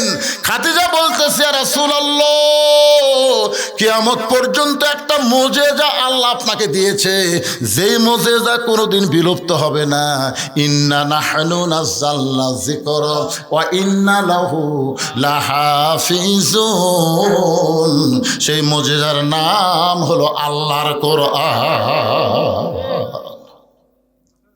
ওগো আল্লাহর নবী, এই কোরআন পাওয়ার জন্য 3.5 বছর আপনি গারে হীরার মধ্যে সাধনা করেছেন। এই সাধনাকে আল্লাহ কবুল করে কোরআনের 5টা আয়াত আল্লাহ আপনার উপর নাজিল করলো। প্রথম শব্দটা ছিল ইকরা। জোরে কোন কি? ইকরা বিইসমি রাব্বিকাল্লাযী খালাক খালাকাল ইনসানা মিন আলাক। এই যে 5টা আয়াত আপনার উপর আল্লাহ নাজিল করলো, আপনি আর গারে হীরার মধ্যে থাকলেন না, আপনি নিচে চলে আসলেন। আপনি এই যে গায়ে জুব্বা পরা অবস্থায় ফেরেশতা জিবরাইল আপনাকে বুকের মধ্যে নিয়েছিল। আল্লাহ তাওয়াজ্জুহ দিয়ে 5টা আয়াত নাজিল হলো। ওই জুব্বার কোনোদিন আপনি পরেন নাই, আমি দেখেছি আপনি যত্ন করে জুব্বাটা রাইখা দিয়েছেন। মাঝে মধ্যে আপনি জুব্বা দেখেন, চুমা খান, আবার জুব্বাটা যত্ন করে রাইখা দেন। ওগো আল্লাহর নবী, আমি খাদিজা যখন মরে যাব, ওই জুব্বাটা আমার কাফনের কাপড় হিসাবে দিয়ে দিবেন। আমার 2 নম্বর চাওয়া হলো, আপনার পবিত্র হাত দিয়ে আমাকে অন্ধকার কবরে নামায় দিবেন। কবরে মাটি দেওয়ার পরে সবাই যখন চলে যাবে, এমন সময় 2টা ফেরেশতা আল্লাহ কবরের মধ্যে পাঠাবে। 2টা ফেরেশতা কবরে আসবে, তাদের নাম হলো মুনকার নাকির। জোরে কোন, তাদের নাম কি? ফেরেশতা আসিয়া যখন জিজ্ঞাসা করিবে, দিন কি তোমার মাবুদকে, বা তখন কি বলিবে? সবাই বলে, গান গাইলে গুনাহ হবে নাকি? ফেরেশতা আসিয়া যখন জিজ্ঞাসা করিবে, দিন কি তোমার মাবুদকে, বা তখন কি বলিবে? সবাই বলেন, আল্লাহ বিনে নাই রে মাবুদ, আল্লাহ বিনে নাই রে মাবুদ। জবানে তাই বলো রে বলো, মুখে আল্লাহ রাসূল সবে বলো। ওগো আল্লাহর নবী, ওই ফেরেশতা 3টা প্রশ্ন করবে, আমি খাদিজা উত্তর দিবার পারবো না, আমার পক্ষ থেকে আপনাকে উত্তর দেওয়া লাগবে। এই 3টা চাওয়া যদি আপনি পুরা করতে করতে পারেন, তাহলে 50,000 বছরের কবরে আমার খাদিজার কোনো চিন্তা নাই। সঙ্গে সঙ্গে আল্লাহ নবী খাদিজার কবরে চুমা দিয়ে বললেন, খাদিজা, ওই আল্লাহর শপথ করে বলতেছি, আমার আগে যদি আপনার মৃত্যু হয় তাহলে আপনার 3টা চাওয়াই আমি পুরা করব ইনশাআল্লাহ। আপনার বলেন তো এখানে রাসূল কি বললেন? আমার আগে যদি আপনার মৃত্যু হয়। এই কথার দ্বারা রাসূল বুঝালেন কে কখন মরবে এটা আল্লাহর নবীও আর আমাদের গোড়া জানে তো, জানে না। 5 তলার উপর তলাত শুয়ে থেকে এ বাড়ি আমার, 1.5 লাখ টাকার খাটের উপরে 12,000 টাকার কম্বল গাওয়ার দেখায়, আমার বাড়ি আমার ঘর, আমার নামাইকে ওরে ওরে তোমার চাদর দেয়, আমাকে নামাবে কে? রাত 3টার সময় একটা ভূমিকম্প, এরকম কি কম্প না, খুব জোরে ওরা, ওই চেতন পায়ে এত ফোর্সে নামছে ভাই, কম্বলের মধ্যে লঙ্গি খুলে আছে, ওটাও পরার টাইম নেই, একে ন্যাংটা হয়ে নামছে। ফেরেশতা বলতেছে, আল্লাহ নামাইলা নামাইলা, তাই বলে ন্যাংটা করে। আল্লাহ অহংকার করিস না রে, 41 সাল পর্যন্ত 1 লক্ষণ সে ন্যাংটা হয়ে নামে পলাছে, আর একটা পলালো হাসিনা, ধরে কোন কথা ঠিক কিনা, তার গোষ্ঠী শুদ্ধে। অহংকার করো না বাজান, পলাবো না, শেখের বেটি পলায় না। আর একটা শালা কাউয়া আর এই হামান, হচ্ছে হামান। হাসিনা যদি ফেরাউন হয়, কাদের হলো হামান, ধরে কোন কথা ঠিক কিনা, এই শালা হামান, আর মাজা চলে না, তেজতে সামায়িক পালি কয় খেলা হবে করে, খেলবার গেলে মাজা থাকা লাগবে না, পাগলা, মাজা ছাড়া খেলা যায় কি? তাহলে সমস্ত ক্ষমতার মালিককে। আমার সঙ্গে যারা পারেন তারা পড়েন, না পারলে মনোযোগ দিয়ে শুনবেন। আল্লাহ তাআলা কোরআনে বলতেছেন, তুইজ্জু মান তাশা ওয়া তুযিল্লু মান তাশা বিয়াদিকাল খায়র ইন্নাকা আলা কুল্লি শাইইন কাদির। মা খাদিজা দুনিয়া থেকে বিদায় নিলেন। দুনিয়া থেকে বিদায় নেওয়ার পরে আল্লাহর নবী তাকায় দেখেন তার 4টা মেয়ে কাঁদতেছে। মা খাদিজার পেট থেকে আল্লাহ তার নবীকে 4টা মেয়ে দিয়েছিলেন। একটা মেয়ের নাম হলো রোকেয়া, একটা মেয়ের নাম হলো কুলসুমা, একটা মেয়ের নাম হলো জয়নাব, আর একটা মেয়ের নাম হলো খাতুনে জান্নাত ফাতেমা। রাসূল তাকায় দেখে 3 মেয়ে কাঁদতেছে, একটু শব্দ শোনা যায়, কিন্তু ফাতেমার কান্নার কোনো সাউন্ড নেই। আপনার বলেন তো, যে মেয়েরা শব্দ করে কান্দে ওরা কি শুধুই কান্দে? আমার বাবা মইরা গেছে রে, মরার আগে খাট দিবার চাইছিল, সেই খাট আমাকে দিবে কে? আমার বাবা মইরা গেছে রে। তখন বড় ভাই যা বলতে, কান্দিস না পাগলি, যে খাট আমার বাপ দিবার চাইছিল সে খাট আমি দেব। তখন বলতেছে, আমার বাবা মইরা গেছে রে, মরার আগে খাট দিবার চাইছিল, সেই খাট আমাকে বড় ভাই দিবে, এখন ল্যাপ তো শোক দিবি কে? আমার বাবা মইরা গেছে রে। তখন মেজো ভাই যা বলতেছে, কান্দিস না পাগলি, ল্যাপ তো আমি দেবো। তখন সাইডে যা বলতেছে, মানুষ বুড়া হলে মরবি। এইরকম কিছু মেয়েরা আছে না নাই? জোরে কেন আছে না নাই? নবীর তাকে দেখে ফাতেমা কাঁদতেছে, চোখের পানি পড়তেছে, গাল ভিজে যাচ্ছে, কিন্তু কান্নার কোনো শব্দ নাই। আল্লাহ নবী ডাক দিলেন, ফাতেমা একটু মেহেরবানি করে ঘরের মধ্যে আয়। ফাতেমা যখন ঘরের ভিতরে, নবী বলেন, ফাতেমা তোমার মা দুনিয়া থেকে বিদায় নেওয়ার আগে আমাকে 2টা ওসিয়ত করেছে। 1 নম্বর ওসিয়ত হলো, তোমার মাকে তুমি একলাই গোসল করার লাগবে। ও ফাতেমা, তোমার সঙ্গে অন্য কাউকে তুমি নিবার পারবে না, তুমি একা একাই তোমার মারে গোসল করানো লাগবে। 2 নম্বর ওসিয়ত হলো, তোমার মাকে একা একাই তোমাকে কাফনের কাপড় পরাতে হবে। ফাতেমা বলে, বাবা আমার আরো 3টা বোন আছে বাবা, এদেরকে যদি সঙ্গে না নেয় ওরা মন খারাপ করবে। রাসূল বলে, ফাতেমা ওসিয়ত পালন করা হলো ওয়াজিব। যেখানে তোমার মা তোমার কথা একলা বলেছে সেখানে অন্য কাউকে আর ঢুকানোর সুযোগ। আপনারা ওসিয়ত করবেন, এই গোরস্থানের কমিটি যারা আছে তাদের কাছে আমি বলতেছি, আপনার ওসিয়ত করবেন, যদি কেউ মারা যায় কোনো বেনামাজি কবর খুঁড়তে পারবে না। আপনাদের গোরস্থানে কবর কারা খড়ে, নামাজি না বেনামাজি? বেনামাজি বেশি হচ্ছে। আরে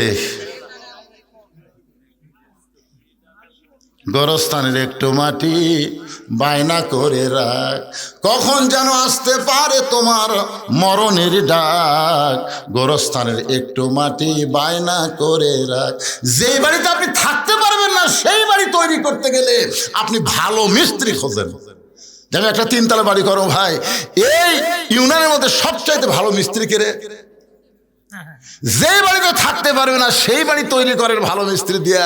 আর যেই ঘরে 50,000 বছর থাকা লাগবে সেই কবর তৈরি করেন বেনামাজি দিয়া। আপনি জানেন মান তারাকা সালাতু মুতাম্মিদান ফাকাত কাফারা, ইচ্ছা করে এক ওয়াক্ত নামাজ যারা বাদ দিল তারা কাফের হয়ে গেল।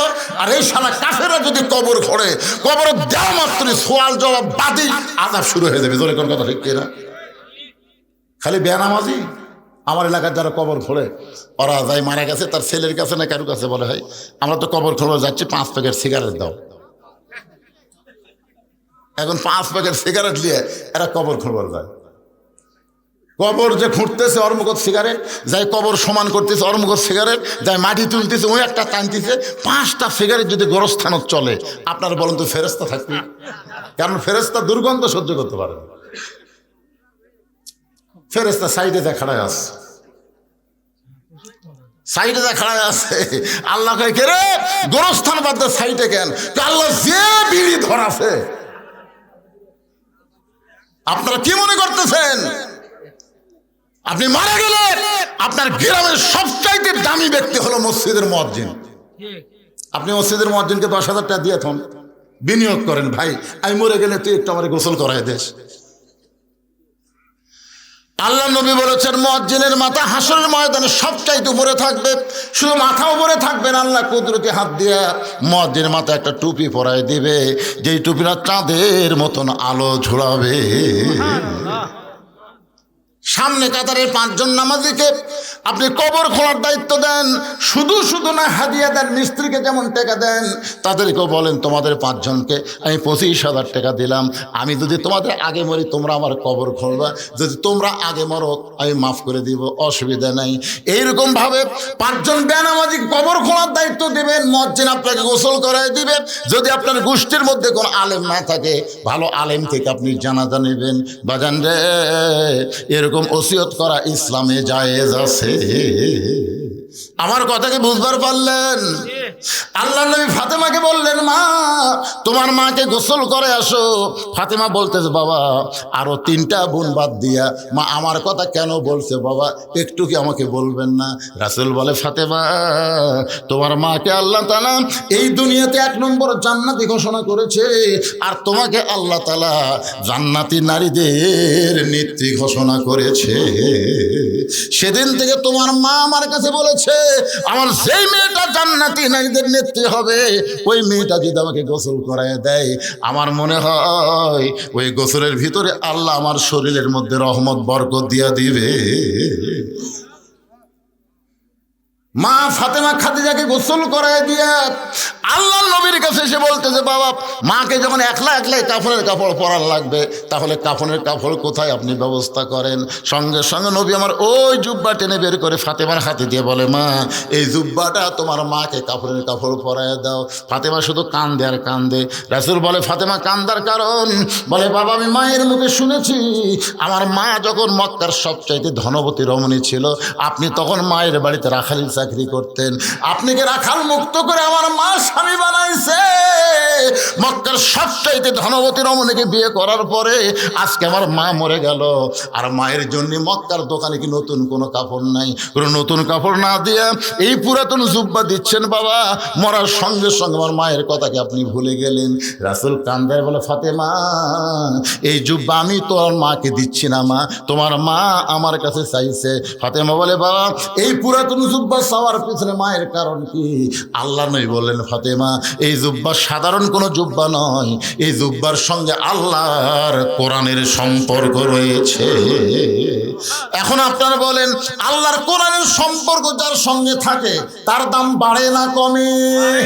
আল্লাহর কোরআনের আইনকে গ্রহণ করে এই অন্ধকার কবরে যদি যাওয়ার পারেন, আল কোরআনের আলো খালি সংসদে চালো না, আল কোরআনের আমলটা আপনার অন্ধকার কবরেও আলো দেবে। ধরে কোন কথা ঠিক কিনা?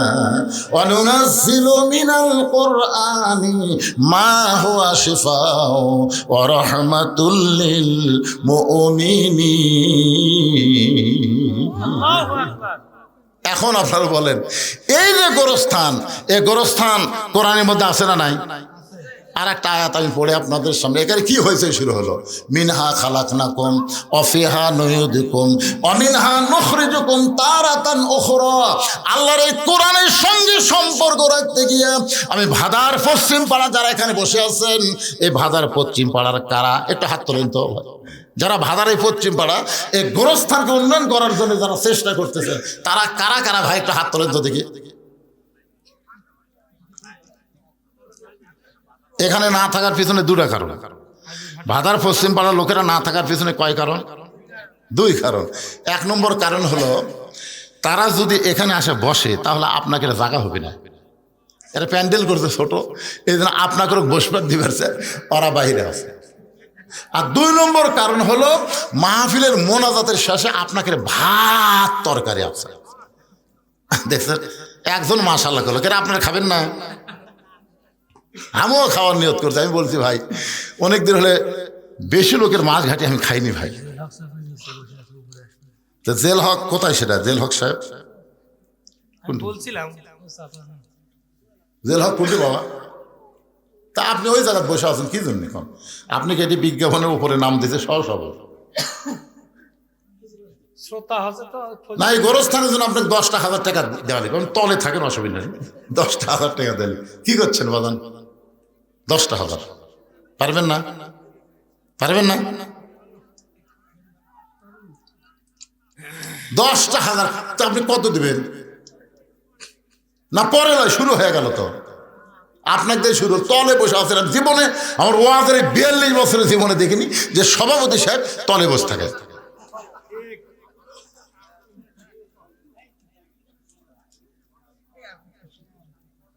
কি রাগ করছেন নাকি? আপনি কি রাগ করছেন? দেখুন, আপনাদের যা পারেন খুশি হয়ে কণ্ঠ হুজুর, এই গোরস্থানের বড় আশা করে আমার নাম সহসভাপতির আসনে দিয়েছে। আমি তাদের আশাকে মারি না করে এই গোরস্থানের উন্নয়ন করবে আমি এত দিলাম। আপনি বলেন, যা বলবেন সেটাই দেওয়া হবে। হ্যাঁ, কতগুলো পরে? আচ্ছা, তেজের উপর সহসভাপতি কি আছে? তেজের উপর এলের মধ্যে সহসভাপতি কি কোনটা? আলহাজ তরিকুল ইসলাম। আচ্ছা বাবা, আলহাজ তরিকুল ইসলাম, আপনি কত দিন? আপনি তো শুরু করুন।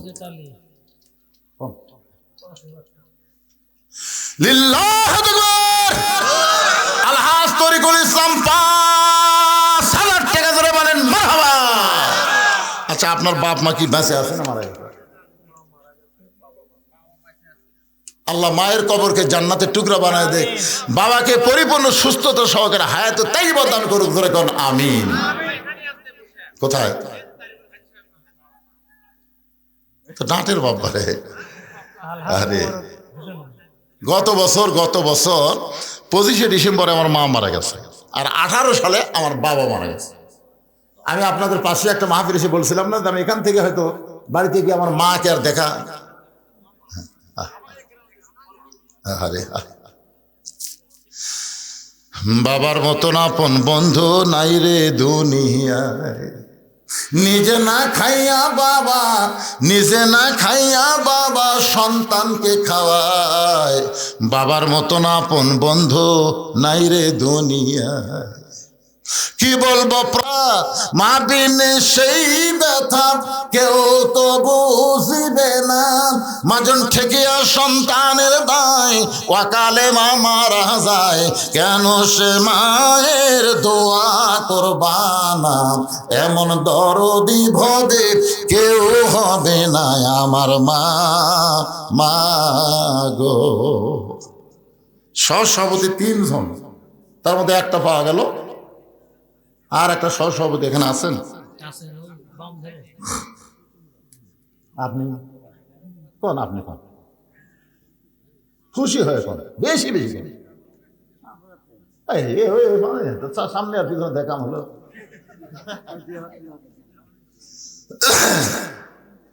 আপনার নামটা হচ্ছে মোহাম্মদ ওয়াজেদ আলী। আপনি হজ করেন এখনো? এমন ভাবে করলো মানে আপনার সাথে চুক্তি আছে। চ্যাংড়া মানুষই তো হজ করলে বাজান, বুড়া বসে যায় খালি দেখা লাগবে, ওই যে হীরা পাহাড়, ওই যে তোর পাহাড়, খালি দূরের থেকে দেখা লাগবে, মাথা খারাপ হবি না। আর চ্যাংড়া বয়সে গেলে ওই যে লয় চড়ে আর দেখা আসবো, তোর এখন ঠিক না। 12 সালে আমার মা বাবাকে নিয়ে গেছিলাম, আমার বাপ মা 2 জনই হীরা গুয়া তুলছে, 2 জন।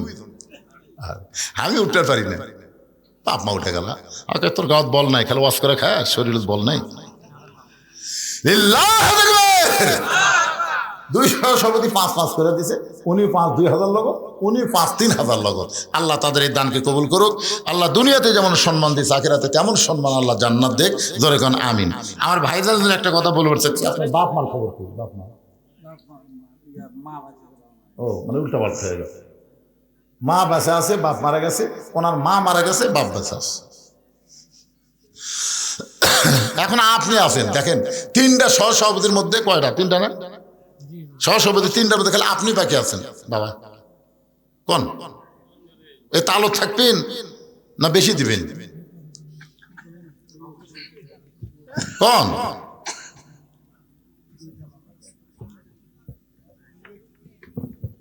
হ্যাঁ? আপনি যদি না কন তাহলে বোঝা যাচ্ছে আপনি রাগ করে দিয়ে নিচে বসে আছেন। কোন না না, এই 2 জন তো বলা মাত্রই বলে দিছে, তা আপনি দেরি করতেছেন কেন? বলেন। আদায় করার পরে আমার বাকি ওয়াজ করা লাগবে না? হ্যাঁ, ওয়াজ তো করা লাগবে, কমপ্লিট ওয়াজ দেওয়া লাগবে না? কবরের ওয়াজ হচ্ছে আজকে, জান বলেন বাবু, বলেন বলেন। এক জামাত হয়ে যাক, 5ই হইতো নাকি না? এক বেশি কত? 5 তো কত সেটা কন, আপনি কন না, কবিনি না? তাহলে এর মধ্যে পেঁচ আছে।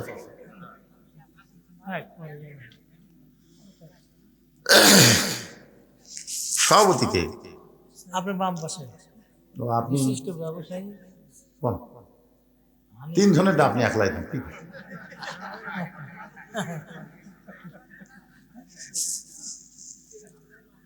আরে বাবা, লোক না দিলে বাকি কোন, পরে টাকা নিবি না, অসুখ দেখি। যত পকেট আপনার, কোন পকেট?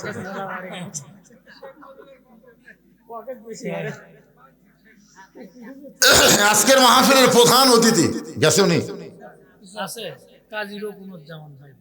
ভাই কোন প্রধান অতিথি? কাজী রকুনুজ্জামান। হ্যাঁ, উনি খুবই নম্র মানুষ। এর আগে বহুবার দেখছি, দেখছেন? তো দেখো না, নতুন দেখা। আপনার এলাকার কোন লোক আমি দেখিনি? কত দিলেন? আর স্যার আরো চাই নেবেন? ওর তো নগদ হয় না তো। বাকি দেন, বাকি লোক পাওয়া যাবে না? কিসের না, কোনো ভেজাল নাই, কিসের ভেজাল?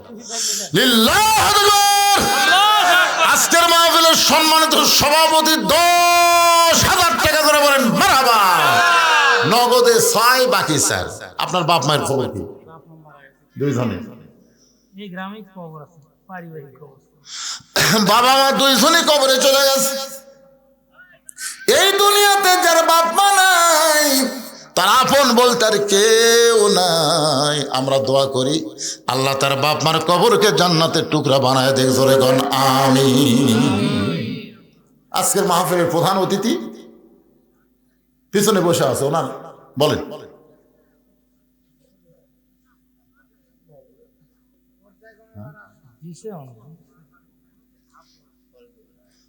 না দিছে যখন তোর বললে কি অসুবিধা কি? 5,000 টাকা দিছে না, আর বাকি আর একটু দাবি আছে 5,000, মানে 10। 10 হলে একটু ভালো হয়। প্রধান অতিথি তো। হ্যাঁ, প্রধান অতিথি সবচেয়ে উপরে 10 হলে ভালো হয়। 5,000 দিছে, আর 5 দিবে। কি দিবেন না ভাই? কোন ইনশাল্লাহ কোন বিল্লাহ দেখবে 10,000 টাকা প্রধান অতিথি যেরকম মারহাবা। এখন এই যে বিশেষ অতিথি, এগুলোর নাম আমি দেখতে পাচ্ছি না, চশমা ছাড়া কামও হচ্ছে না, এগুলো আমি বলবো না। আপনারা যদি এখানে থাকেন বিশেষ অতিথিবৃন্দ, তাহলে আপনারা সবাই খুশি খুশি দিবেন। আপনাদের মধ্যে যারা আছেন এই গোরস্থানে উন্নয়ন করবে ভাইজান, কার কতটুকু মন কান্দে কবরের জন্য, একটু মহব্বত করে আপনারা বলেন, হুজুর আমি 1 মণ ধান দেবো, আমি 1,000 টাকা দেবো, এখন পারলাম না পরে দেবো 2 মণ আলু। এবার যত আলু আপনারা লাগাইছেন মনে করতেছেন যে আলুর দাম সামনে আরো পাবেন, লোভে লাভ, লোভে লাভ। আহা, এই আলু দেন না, 2 মণ করে আলু দেন, আপনারা যারা লাগাচ্ছেন দেন আলু দেন, ঘুগরি পোকা না ধরে, তেল তেল আলু দেন হয়, বেশ পারে গেলে দাম যেন বেশি হয়। সদকা তো তারুদ্দুল বালা, দান সদকা করলে আল্লাহ বালা মুসিবত দূর করে দেয়। আপনাদের মধ্যে একজন আগে বলেন যে হুজুর আমি 1,000 টাকা দেবো, এই কাগজ কলম নিয়ে এখানে আছে, যদি নগদ হয় নগদ দেন, বাকি হলে বাকি লিখে দেন, অসুবিধা নেই। 500, 1000 যে যা পারবেন। আমার মা বোনেরা যেখানে বসেছেন, মাহফিল কমিটির বিশ্বস্ত লোকেরা মা বোনদের কাছে যাবেন, আমার মা বোনেরাও আল্লাহর রাস্তায় দান করবে। মা বোনেদের কাছে যাবেন, আল্লাহ যেন মা বোনদেরকে খাদিজার সঙ্গে জান্নাত দান করে। মাশাআল্লাহ। কেবা 20 টাকা দিবে রাখছেন, কেবার আলু দিবেন না মুরব্বী?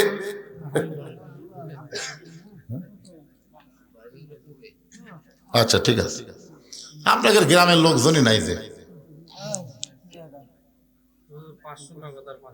কি নাম?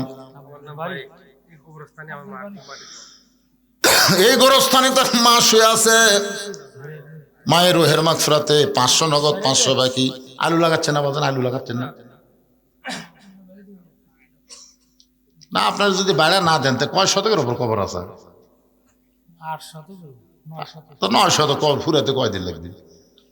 জায়গা কেনা লাগবে, প্রাচীর হচ্ছে নাকি? প্রাচীর হচ্ছে, তার কাটা কোরআন শরীফের উপর কিছু থাওয়া যাবে না, টাকা এর উপর থাওয়া যাবে না। সবার উপর কোরআন থাকবে, কোরআনের উপর কিছু থাকবে না, ঠিক কিনা বলেন? হ্যাঁ, একজন ভাই আমার 500 নগদ, 500 বাকি, আর একজন 500 কে দিল? এটা আল আমিন। আলামিনও 500 নগদ, 500 বাকি, একই সব। আলামিন 500 নগদ, 500 বাকি দান করেছে। আল্লাহ দানকে কবুল করেন। কেরে গোরস্থানের সভাপতি, সেক্রেটারি, যারা গোরস্থানের সদস্য, তারা কোথায় গেল? আপনার মনে করতেছেন 2 ঘন্টা ওয়াজ করে আবার 3 ঘন্টা আদায় কর্ম, কি কয় রে বারে? 5 মিনিটের মধ্যে আদায় শেষ। যার যার মন চাই দেন, মরে গেলে এখন কবর যাবে না, শুক্তি হয়ে থাকবে, সেটা আপনাদের ব্যাপার। গোরস্থানের একটু মাটি বায়না করে রাখ, কখন যেন আসতে পারে তোমার মরণের ডাক। যেই বাড়িতে থাকতে পারবে না, সেই বাড়ি এত সুন্দর করে নির্মাণ করলেন, আর যেই কবরে 50,000 বছর থাকা লাগবে, সেই কবরের জন্য দান করতে আপনাকে শয়তান ধোকা দেয়, শয়তান ওয়াসওয়াসা দেয়। এই গামছা নিয়ে ভিতরে নামো, রুমাল নিয়ে ভিতরে নামো, যিনি যা পারবে আল্লাহ রাস্তায় দান করবেন। 10, 20, 50, 100 মনে করবেন এটাই আপনার জীবনের শেষ দান। আর হয়তো দান করার সুযোগ সময় আল্লাহ নাও দিতে পারে। এজন্য মাহফিল কমিটির লোকজনকে বলবো, ভিতরে গামছা নিয়ে দান, সবাই দান করবেন। 10, 20, 50, 100 যে যা পারবেন আল্লাহ রাস্তায় দান করবেন। আল্লাহ একজন 500 টাকা দান করেছে, আল্লাহ দানকে কবুল করেন। জাহাঙ্গীর আলম, ভারপ্রাপ্ত চেয়ারম্যান বিশালপুর ইউনিয়নের জাহাঙ্গীর আলম 2,000 টাকা দান করছে। আল্লাহ জাহাঙ্গীর আলমের দানকে আল্লাহ আপনি কবুল করেন। আল্লাহ নেক নিয়ত নিয়ে গেছে পুরা করেন, আল্লাহুম্মা আমিন। আপনি লগদ গুলো লিখতেছেন? হ্যাঁ, খালি বাকিগুলো লেখেন, লগদের লেখার দরকার নেই। এরকে আদায় করার লোক নাই। এই যে এক লোক চাদর লেখা হচ্ছে, দেখ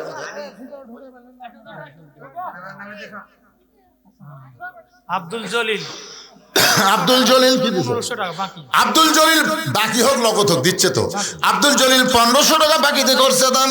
আব্দুল জলিলের দানকে আল্লাহ আপনি কবুল করেন। আল্লাহ নেক নিয়ত নিয়ে আসা পরে আল্লাহুম্মা আমিন। এই যে 500 টাকা কে দিয়ে গেল? 500, এই 500 কে দিয়ে দৌড় দিল? এই গ্রামে বাড়ি পাবনাপাড়া, পাবনাপাড়া থেকে আব্দুল সালাম 500 টাকা দান করেছে। আব্দুল সালামের দানকে আল্লাহ আপনি কবুল করেন।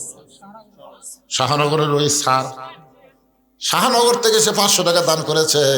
আল্লাহ তার দানকে কবুল করেন, আল্লাহুম্মা আমিন।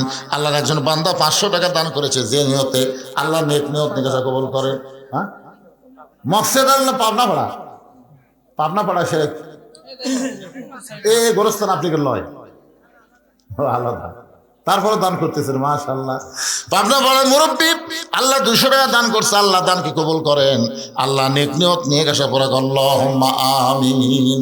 এ দুনিয়া রবে না কো চিরকাল, একদিন ভাঙবে রে বাজার, এ বাজার ভাঙিয়া গেলে সদা না মিলিবে, কি হবে উপায় তোমার, একদিন ভাঙবে রে বাজার।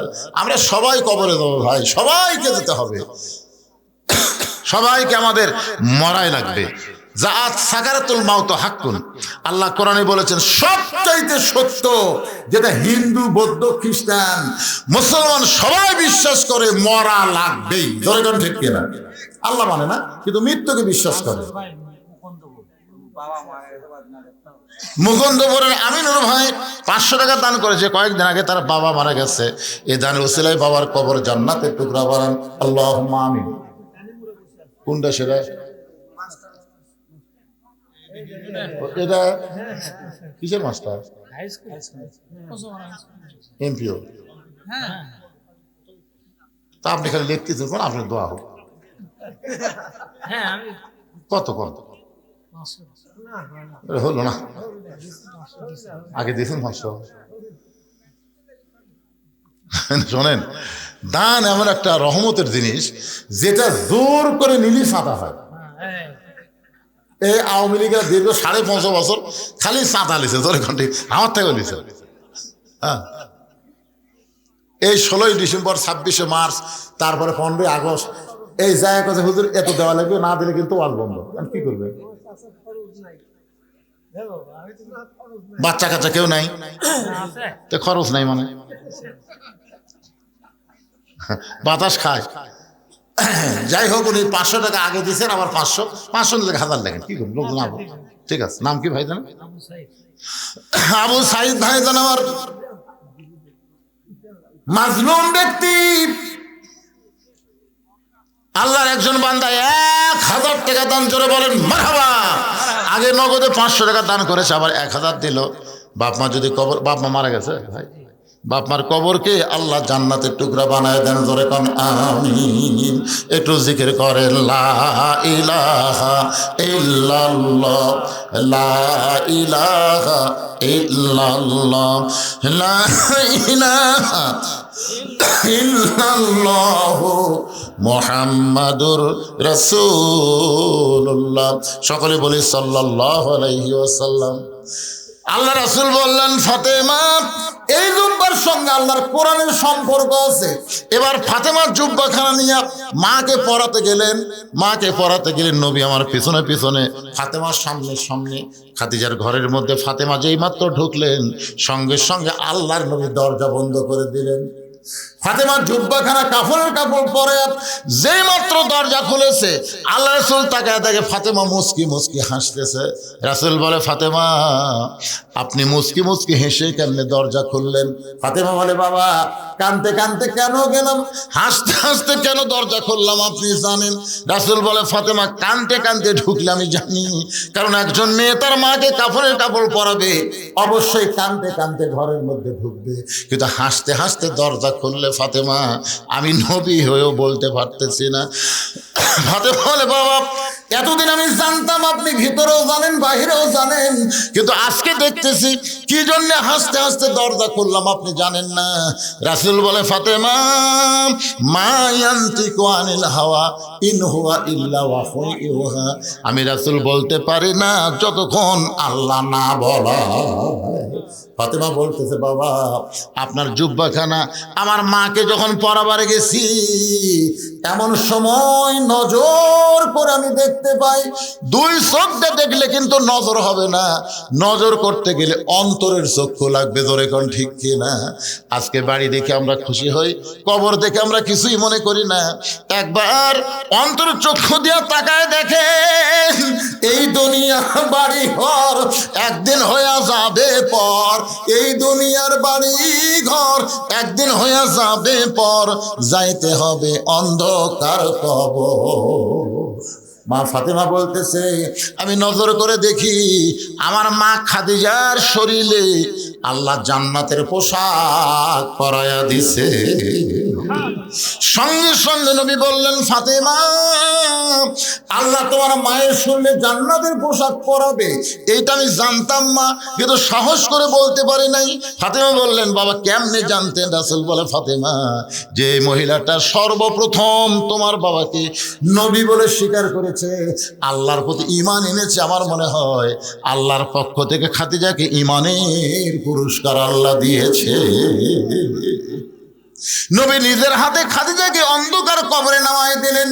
কবরে নামানোর পরে মাটি দেওয়া যখন শেষ, সবাই চলে গেছে, কিন্তু নবী খাদিজার কবর ছাড়েন না।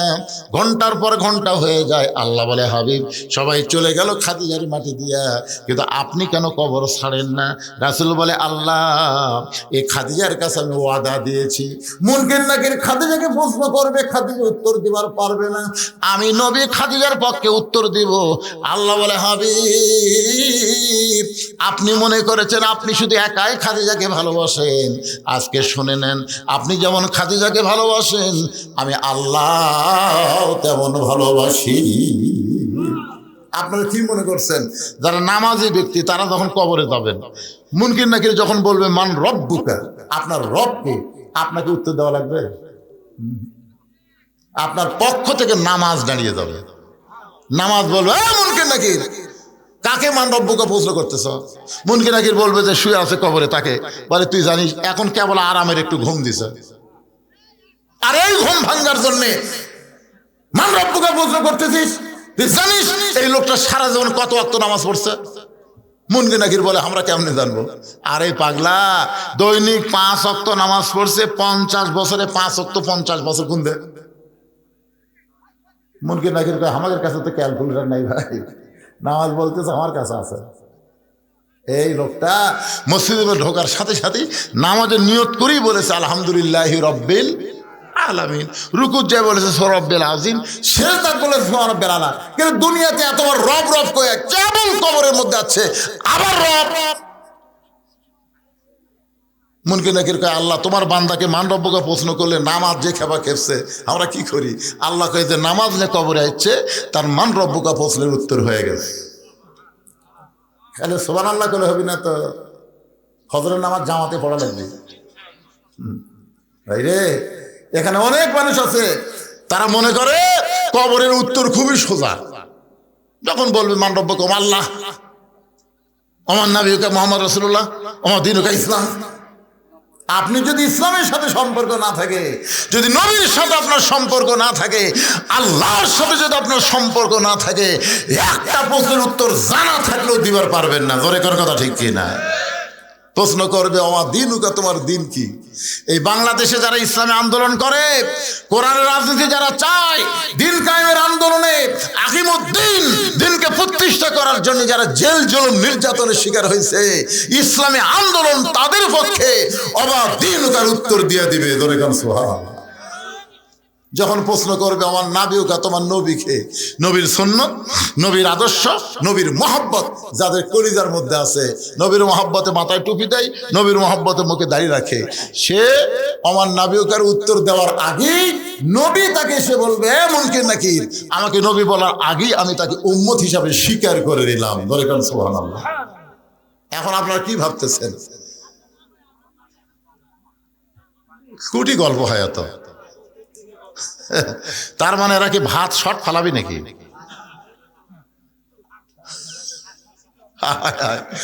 ভিতরে যারা নাই, বাহিরে হইচই করে ভাত খাবার চায়। আল্লাহ, ওয়াজ না শোনা যারা খাবি, এই খাওয়ার পরে কমপক্ষে 5 থেকে 1000 টাকা যেন ডাক্তারের দেওয়া লাগে, নাকি? আপনি কি মনে করছেন খাওয়ার মাধ্যমে মানুষের শক্তি হয়, খাওয়ার মাধ্যমে মানুষের ডায়রিয়া হয়? জোরে কর কথা, ঠিক না? আল্লাহ, আল্লাহ যারা আওয়াজ শুনতেছেন, আওয়াজ যাতে খাওয়া দাওয়া করবি, এরকে যেন এই রোগটা দেও আল্লাহ। খাওয়ার পরে যেন পেট ঘুটঘুট করে, খালি ঢুকবি আর বাড়াবার যেন না পারে, উঠবার সাথে আবার পেট কামড় উঠতে দেওয়ার, একবারে 6 বার যদি পাতলা পায়খানা আর খাবি, শরম নাই, লজ্জা নাই। মুরগির তলে ডিম দিলে বাচ্চা হয় রে, মুরগির বাহিরে ডিম থাকলে বাচ্চা হয় না, কাজিয়া হয়। সামিয়ানার তলে যারা, মুরগির নিচে উষুম পাশে তারা, ধরে কোন ঠিক কিনা? আর দাঁড়িয়া যারা, কাজিয়া তারা। খা, জন্মের শেষ খাওয়া খা। কি চিল্লাছিলি দেখছেন? বাহিরে কি হয়? আর আছে খামিস কে?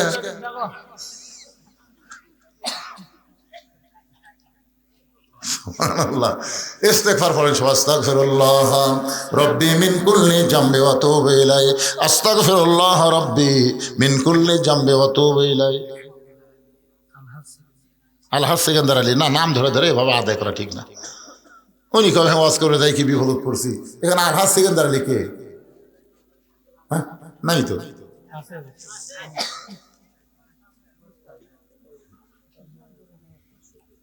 সহসভাপতি, আপনার নামটা হচ্ছে তরিকুল ইসলাম, সহসভাপতির স্ত্রী। উনি 500 টাকা দান করছে। আল্লাহ যে নিয়তে দান করছে আল্লাহ কবুল করুক, ধরে কর আমিন। না আপনাদের মধ্যে কেউ যদি দানকারী থাকে, অত দেরি করতেছেন কেন? হতে পারে আজকের দান আপনার জীবনের শেষ দান। বিশ্বাস করতেছেন না?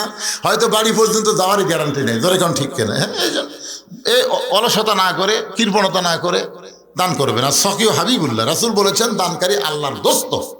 সুবহানাল্লাহ। আল বাখিলু লা ইয়াদখুলুল জান্নাহ, যারা বখিল হবে এরা তো জান্নাতই পাবে না। বড় আশা করে আপনাদের নাম তারা অতিথির মধ্যে দিছে, সহসভাপতির মধ্যে দিছে, আশা করে দিছে। আপনারা তাদের আশা ভঙ্গ করবেন, আল্লাহ বরকত দেবে। দেওয়ার মালিক কে? আল্লাহ। সবাই দান করবেন ইনশাআল্লাহ। এখন সবাই বসেন, যারা দাঁড়িয়ে আছেন সবাই বসেন। আস্তাগফিরুল্লাহ রাব্বি মিন কুল্লি জামবি ওয়া আতুবু ইলাইহি। লা হাওলা ওয়ালা কুওয়াতা ইল্লা বিল্লাহিল আলিয়্যিল আযীম। আল্লাহুম্মা আমিন। আল্লাহুম্মা আনতাস সালাম ওয়া মিনকাস সালাম, তাবারাকতা ইয়া যাল জালালি ওয়াল ইকরাম। আয় আল্লাহ তাআলা, রাত 12:30 প্রায় বাজতেছে। এই দীর্ঘ সময় পর্যন্ত তোমার বান্দা বান্দীরা আরামের বাড়ি ঘুমকে বাদ দিয়া কোরআন হাদিসের মহব্বত কলিজার মধ্যে নিয়ে আজকে কবর সংক্রান্ত আলোচনা শুনেছে। মেহেরবানি করে আজকের মাহফিল আমাদের সকলের হেদায়েতের জন্য, নাজাতের জন্য, জান্নাতের জন্য কবুল করো। এই মাহফিলের শুরু থেকে শেষ পর্যন্ত যত আলোচনা হয়েছে আল্লাহ, এর মধ্যে যদি ত্রুটি হয়, ভুল হয়, মাফ করে দিও। এর যা হাদিয়া মঞ্জুর করো সোনার মদিনায় নবী পাকের রওজা মুবারকে আল্লাহ কবুল করো। তামাম আম্বিয়ায়ে কেরাম, আসহাবে কেরাম, তাবিঈন কেরাম, তাবা তাবিঈন কেরাম, আউলিয়ায়ে কেরাম, পীর মাশায়েখ, বুজুর্গানে কেরাম, তামাম পৃথিবী মাটির নিচে যত মুমিন মুমিনা শুয়ে আছে আল্লাহ, সকলের আরওয়াহ পরে হাদিয়া কবুল করো।